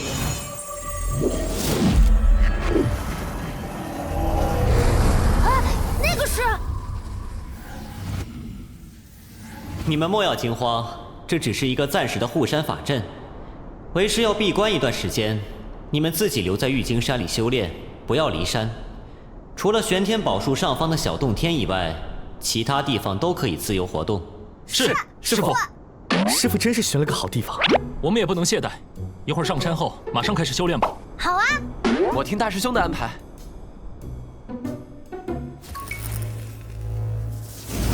附着的气息在这儿消失了。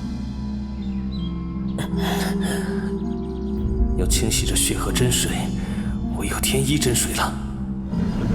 血雾已经清洗干净，你手上的情报也该交给我了吧？雇佣唐泽找我的，竟然是你们太虚观的人，就连太虚观也想除掉那白衣道人。那人太碍事了，干扰了庞师兄通盘计划中的一些布局。我也只是奉命行事而已。那小子1年前在地宫是炼气10层，如今撑死也不过刚刚筑基，杀他还要那么多人？烈火剑宗金丹长老，于氏家族金丹供奉，玄机侯府二管事陶二，大雷音寺弟子慧空，这4名金丹期修士都败于他的手上。你说这样的人只有筑基？哼，耍了诡计而已，就如同他骗我落入血河一样。若是硬碰硬，他连出手的机会都没有。众目睽睽之下，正面交战3位金丹，打死2位，生擒1位，也叫诡计。一人鏖战3位金丹，不可能！你把当时的经过好好说一遍。当时他召唤了一个傀儡战士，是那个傀儡，明显是那个傀儡拥有极强的力量。这小杂种不知怎么炼化了那傀儡，才有一战之力。解决那傀儡不难，不过他用的阵法你可知晓？他在古玉大泽中突然亮出一张阵图，以一个从未见过的法阵，葬送了由金丹期修士领军的3000神武军和他们的神武诛仙阵。阵法？看来你也不清楚他的底细呀。我这天一真水花的可真不值啊！明明都是想杀林道人，怎么你们倒是先内讧起来了？你太虚观不是有能破天下阵法的太上破灭谷吗？为何不让你那庞师兄出来一叙？说的也是。师弟有一事相告。此人就是太虚观现任的天下行走，庞杰。天下行走是各大宗门在世俗世界的代言人，负责维护自己宗门与各派之间的关系。太虚观之前3代天下行走都是女性，当时蜀山里众师兄弟还笑话太虚观阴盛阳衰。这次终于出了一个男性的天下行走吗？哼，天地人3才之术，阴阳循环，逢3而变，正合天道至理，有何奇怪？此人竟有如此神通修为，竟可得知我心中所想，那岂不是说，只要他愿意，随时可以抹杀我的神魂，占据我的肉身？师弟既然要破阵，这太上破阵谷就交由你，你自行处置便是。如此，我便可以轻松处理那林道人，不劳庞师兄费心。既如此，那便去吧。若东西真在他身上，一定要完好无损地带回来。是。对了，他人座下一名弟子，似乎是昔年石家的人，现今只有5、6岁大。是。灭了那林道人后，将此子带回观中。此等人才不应流落在外，明珠蒙尘。谨遵庞师兄谕令。听你们刚才话里的意思，你是要去寻那个姓林的小杂碎？你知道他在哪儿？具体位置不确定，但我收到消息，他不久之前在昆仑山北路一带出现过。哼，好，终于能斩下他的狗头了。堂兄呢？我最近修炼到一个关键时期，恐怕很快就要闭关了。行，有事情我再联系你。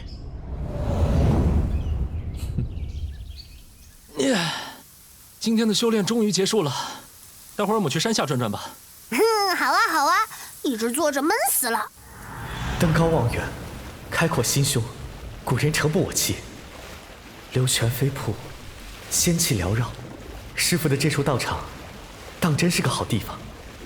30弟的这门法术，好重的杀意。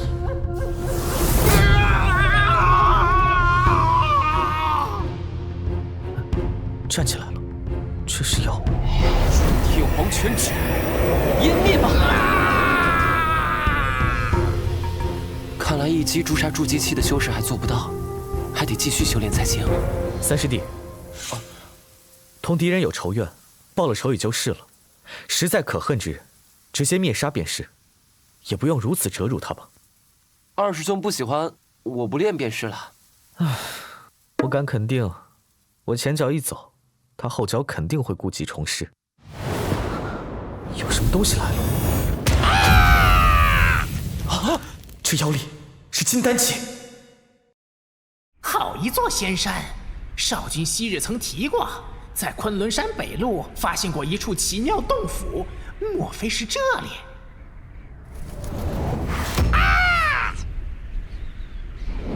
有人捷足先登，已经先一步上山，还布下了护山法阵。这样就想拦住我？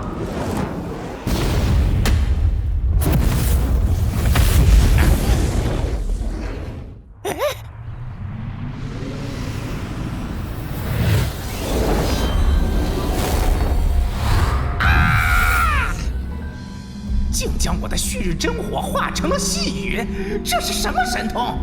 谁？张灵手镯的气息就是在这里彻底消失的，藏的倒是隐秘。烈风，原来是你！你这妖怪竟敢深入到昆仑山北路来，不怕再也回不去吗？你这老杂毛，有能力留下我？哼，今天我不是来与你斗嘴的。张灵他们的气息再次断绝，定与这凭空出现的仙山脱不了关系。我倒要看看这洞府的主人是何面目。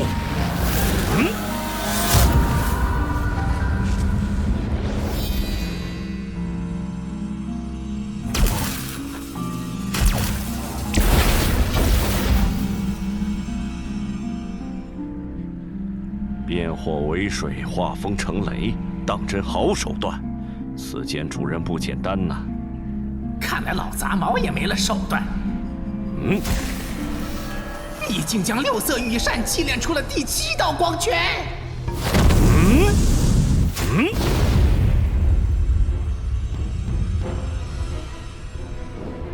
这老杂毛的7色方专破仙家法力，着实阴毒。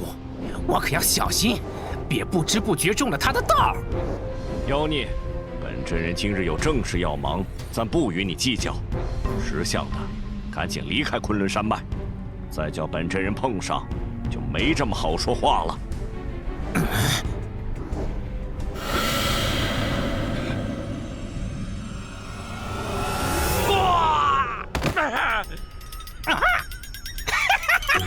老杂毛摔了个狗吃屎！妖孽看打！老杂毛，你还不赶快忙你的正事！那么小的威风，法阵早就将其化解了。雷声太小，这人硬是没听见。真是难看啊！尊驾可是太虚观嫡传陈刚陈道友？你是封神宗的烈风真人吧？我记得你。陈道友昔日曾到我封神宗一游，今日重逢，风采更胜往昔呀。太虚观的人竟然也来了，看来这宝地与我封神宗无缘了。我来此有事，办完事再同你说。果然。你确定这便是那姓林的小畜生布下的法阵？错不了。其他都好说，待会儿那小畜生的命是我的。这座仙山，我蜀山必然也要分一杯羹，不是我说让就能让给你们的。哼！我乃太虚观入世弟子陈刚，奉当代道门天下行走之命，有谕令给散人林峰。林峰，速速出来听令！林峰，速速出来听令！林峰，速速出来听令！他们居然敢命令师傅，我们冷静，对方都是金丹期修士，不是我们能对付的。有法阵在，我们静观其变便是，不然会打扰师傅闭关。你不出来，那我便进去了，看我破了你的法阵！怎么可能？竟是法阵克星，太上破阵蛊。不对，这不是真正的太上破阵蛊，否则法宝一出，我们皆死。我太虚观统御诸天，如此好的法阵，你该乖乖献上才是。现在却反而用于阻拦我进入，真的是螳臂挡车。今天我便搅了你的阵图，再与你理论。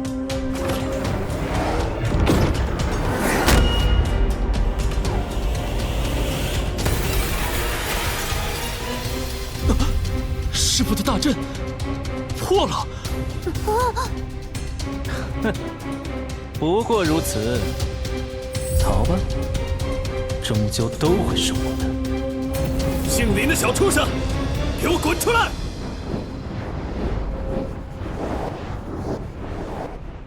若再不出来，就别怪我揪你出来，让你在徒弟面前丢脸。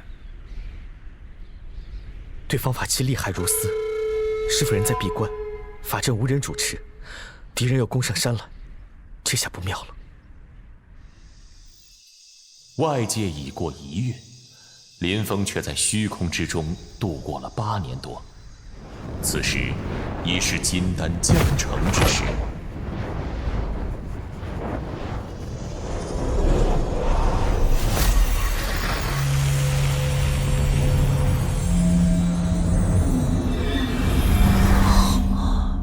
这便是金丹期的雏形吗？为何穿越前的记忆不断的在脑中涌现？是在提醒我不属于这个世界吗？还是说，让我摒弃对那个世界的最后一丝留念？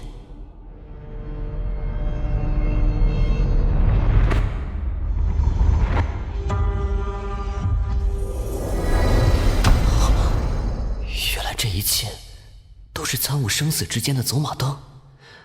此刻的我，已经踏入生死之门，寂灭与复苏交替出现，生死之间有大恐怖，有何办法破解这大恐怖？生老病死是为生命，成满坏空是为造化，造化湮灭之后，生命周而复始，生生不息。唯有坚定的意志，才是永恒的真谛，此乃结成金丹的关键。一颗金丹吞入腹，踏破生死无望门。有大无畏、大勇气、大恒心，便可踏破生死无望之门。我来了！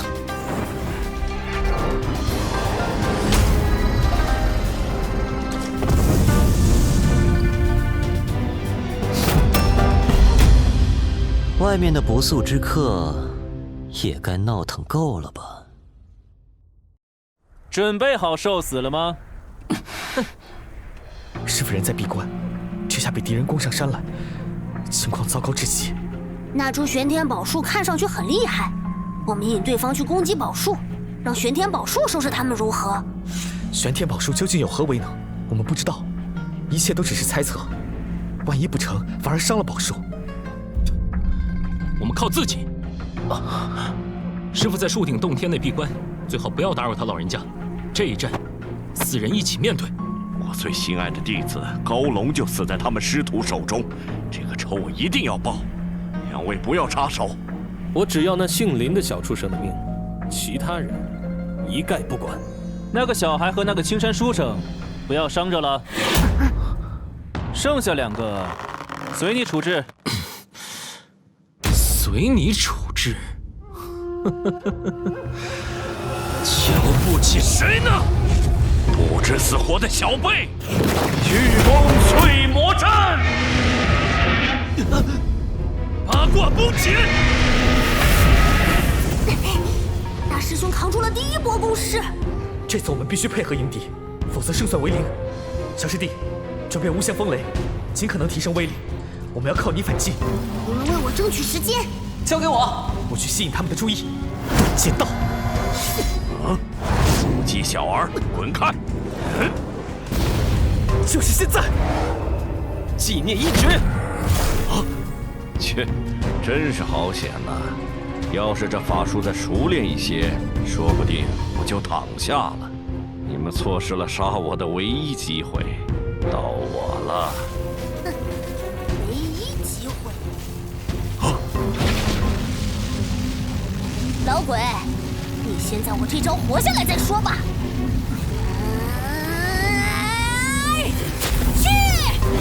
九天无相罡风，哼，这就是你们的杀招。师傅说过，虚虚实实出其不意。我们真正的攻击意图，你是不会明白的。这才是我们最后的杀招。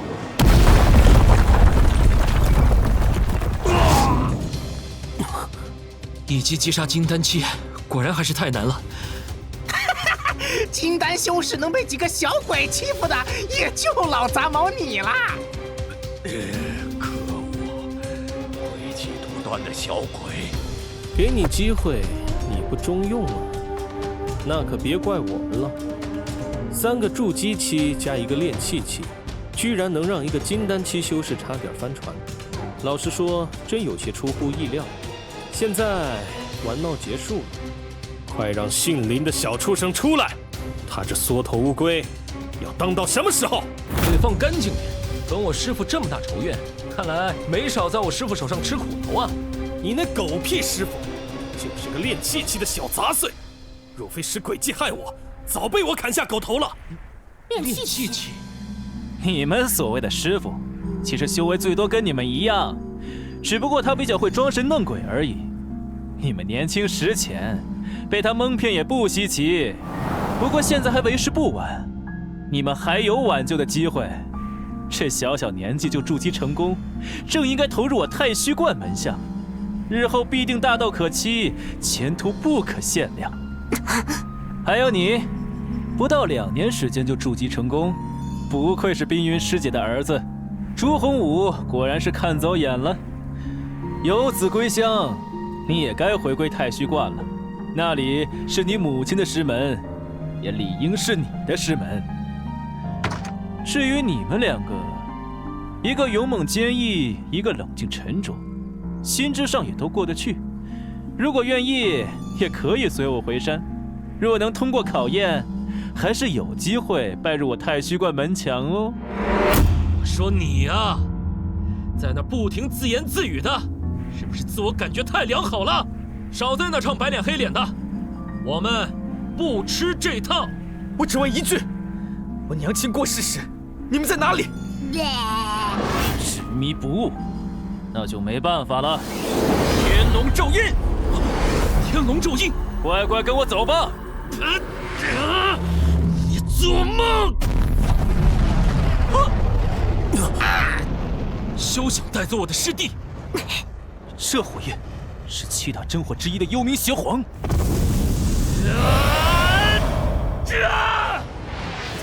就算有幽冥邪皇，凭你这筑基小儿还拦不住我！9楼回天宝术，起！3、1，飞龙大阵！硬扛金丹修士，居然连1刻钟都撑不住吗？师兄，还有我们呢！大家有力在阵，却选择退缩，这才不是男人所为。大家一起将敌人赶出去吧。是。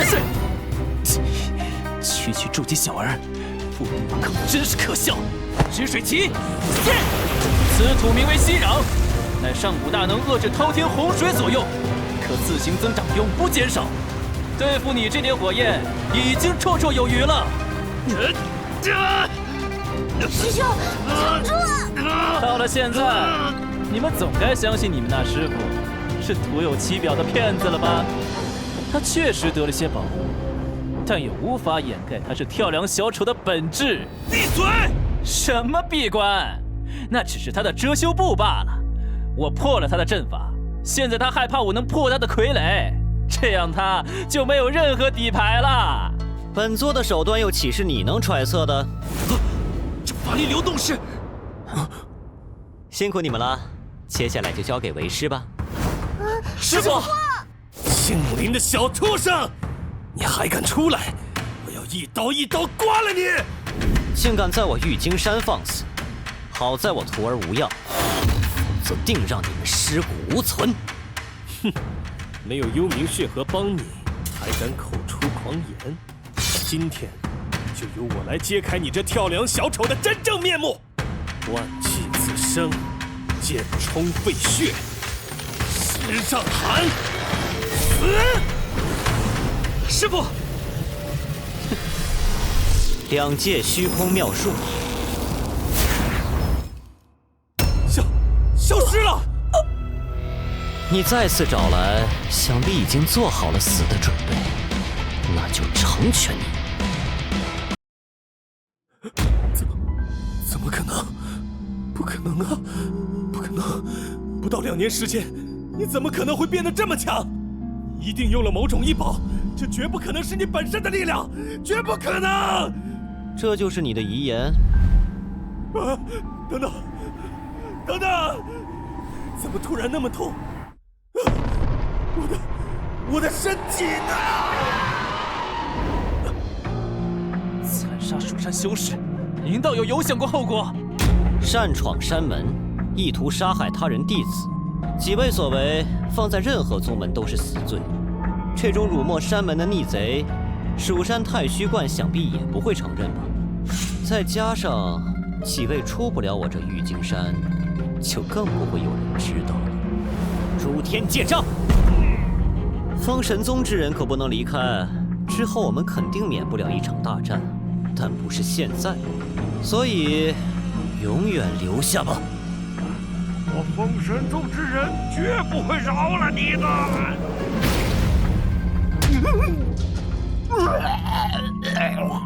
少主没找到，没想到还要搭上自己，这次怕是难逃一死了。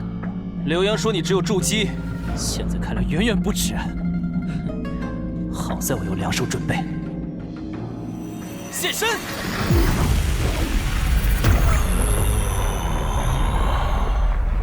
居然是龙族！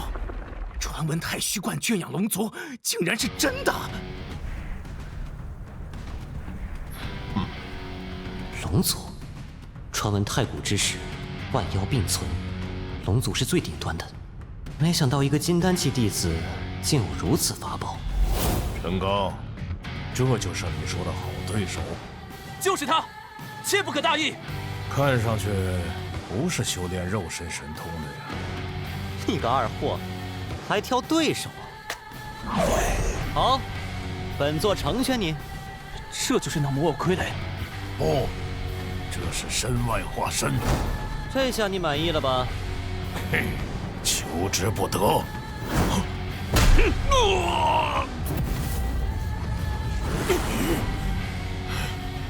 比龙族还强悍的肉身，我好像惹了不该惹的人了。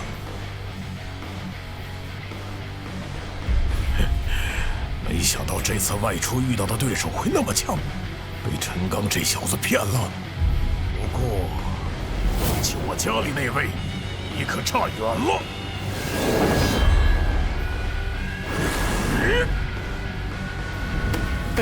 还来？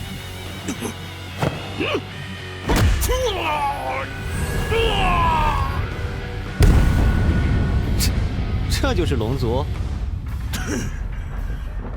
龙族，今天就让你见识一下什么是龙族。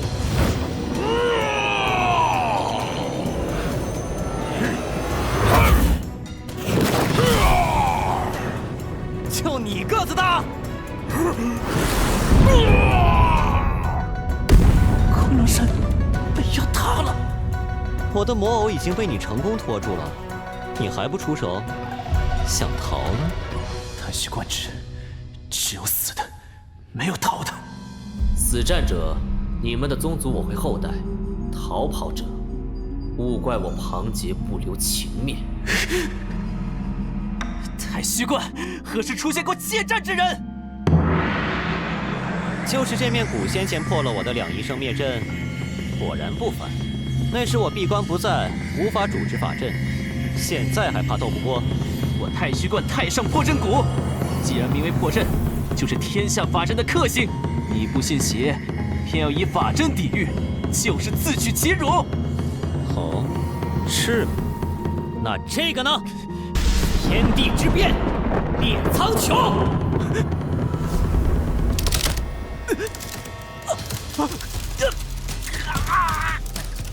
你说除了法阵和魔偶，我就没有其他本事了。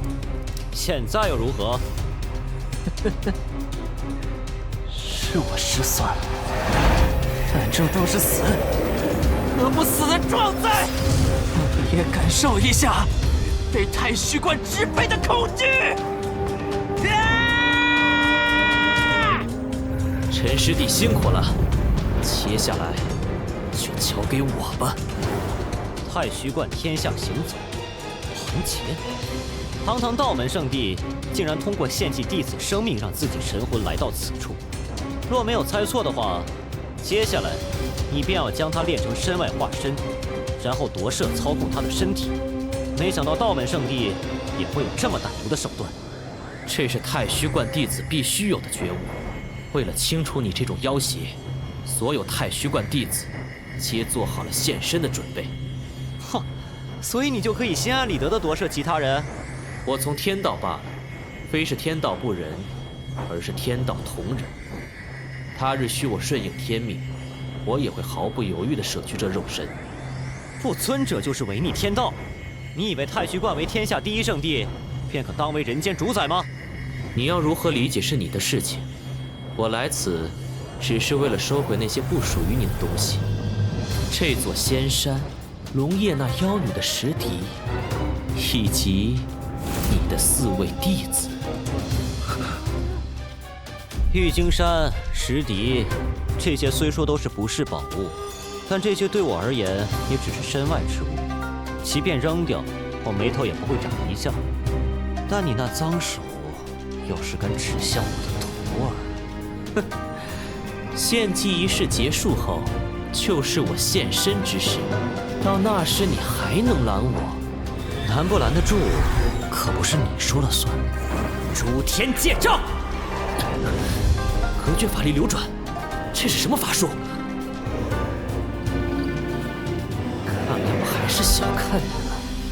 别急，我们终有一天会再见，而那天不会太远。赢了！哦，赢了！没错，赢了！师傅太牛了！我们守住了我们的家！唉，没想到固定山门会引来这么大的麻烦，眼下更是暴露了踪迹，寻仇之人必不会少。当务之急是隐秘踪迹。心神、紫气、仙山、宝树、冥河。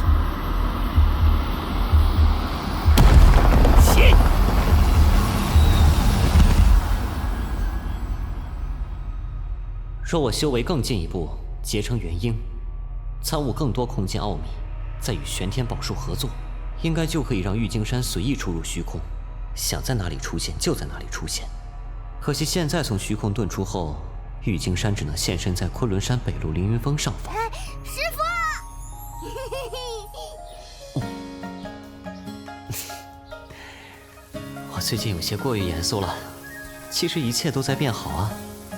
我们现在都有了自己的山门，有家了。师傅，为师出关稍微晚了些，倒让你们受了一番磨难。师傅哪里话？与其说是磨难，倒不如说是锻炼才对。只可惜我们学艺不精，无法击退敌人，最终还要师傅亲自出手。知耻而后勇，这是好事。对了，还有一事，玄天咒光洞天已经可以使用了，如此不易，你们可别浪费了。唉，只剩1年多时间了，还要收纳30名潜力数值总和25以上的弟子，任重道远啊！现在还要应付太虚观和蜀山两派，这次好在周天紫气灌注在法阵内，否则谁胜谁负真的很难说。生灭6道一共6种变化，每一种变化需要合适的布阵材料。周天紫气为天，要完成天地之变，还需要地对应的材料。中央雾土神光可中和周天紫气，可当为地。可是乾坤镜能发出的中央雾土神光与玉京山上的周天紫气相比，数量太少了。哎，对了，就用这次缴获的战利品：止水旗、息壤、乾坤镜。哇哈哈！果然如我所想，这息壤蕴含的土象精气更深过山神玉。可是这点数量完全不能与几10万亩的周天紫气相比啊！要是能找到这息壤的发源地就好了。发源地？你炼制止水旗的息壤来自何处？果然不会轻易说出口啊！你出身太虚观，见多识广，想必听过这一门法术，名为幽冥操偶。你竟然用如此恶毒的手段！这就叫恶毒？和庞杰的献计夺舍比可是差得远呢。本座可不会对自己人下毒手。你根本不懂庞师兄的报复，庞师兄会为我报仇的。他最好不要来招惹本座，否则本座便将他献计夺舍同门师弟的事情大白于天下。我倒要看看，那时太虚观还能留下几分脸面。没人会相信你的。不，所有人都会信的，因为本座有一个最好的证人。我绝不会。你会的，不过那是以后了。现在你先告诉我，你从哪里得来的息壤？息壤在长春山一带吗？长春山有一个通往妖界天荒广路的通道，那里群妖环伺，唯有百草药宗贪图山中灵药，才在那设立宗门。看来要找这息壤，不仅要除去沿途的群妖，还要与这百草药宗打交道了。好了，接下来你就把太虚观的事情告诉我吧。太虚观贵为天下第一圣地，从千万年前便致力于联合人族势力，共同对抗妖族，而如今却花在内耗之上。太虚观观主平常只负责日常事务，决策均由长老会把持。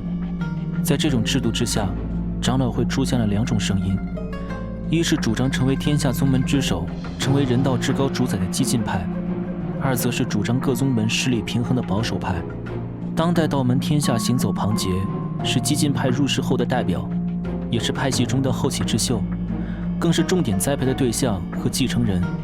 与之相抗衡的保守派天下行走便是燕明月，他是保守派中新一代的领军人物。果然，最坚固的堡垒总是先从内部被攻破。既然太虚观内部存在争端，那我便有了挪腾迂回的空间。更何况我还有这么一张牌呢。唉，也不知道那几个小家伙怎么样了。他怎么不吃我的呀？你换个东西喂喂看。怎么样了？这东西好玩吗？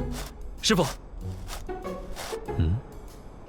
既有丹药，也有食物。这还为了一名短剑啊！只有这个混世小魔王才能干出这么不着调的事情。他好像只会对吃的有反应，但是吃进去马上就会吐出来。师傅，这东西到底是什么啊？神怪志异的书我没少看，可是这种东西一点也没记载过呀。往日就你话最多，今天怎么没动静了？我也没有什么头绪。不过我们4个中，他跟大师兄比较亲近。我？他对大家都不怎么理会，唯独大师兄你做动作时似乎有点反应，当然反应也不太强烈了。对小燕子有反应？奇怪，好像没有这东西被咬过了。这丹药是炎阳丹，炎阳丹富含火象精气，有助于修士修炼火系道法。看来胖娃娃对于火系的灵气比较有好感，所以刚才小不点才说这胖娃娃好像对小燕子有反应。可小燕子虽然之前修炼火系道法，现在都转为八卦诸天大道藏的法力，应该不具有火系灵气了呀。莫非他感受到了萧燕身上的邪皇霸剑？小燕子，把你的邪皇霸剑亮出来，或许就能破解这小东西身上的秘密了。哦，看来我的猜想是对的，他对你身上的真火很感兴趣。没猜错的话，这小家伙应该是一种稀有的精怪，自身完全由灵气凝结，没有什么智慧，只有贪吃的本能，但又挑食得很，唯独爱吃火焰。火力越强，他便越喜爱。问题是，幽冥邪皇的破坏力这么霸道，他真的能吃得下去吗？少量催发的话就没有关系。好。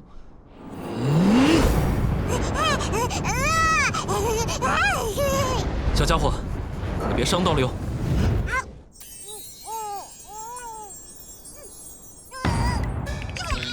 好吃不好消化呀。他跑了，大家追出去看看。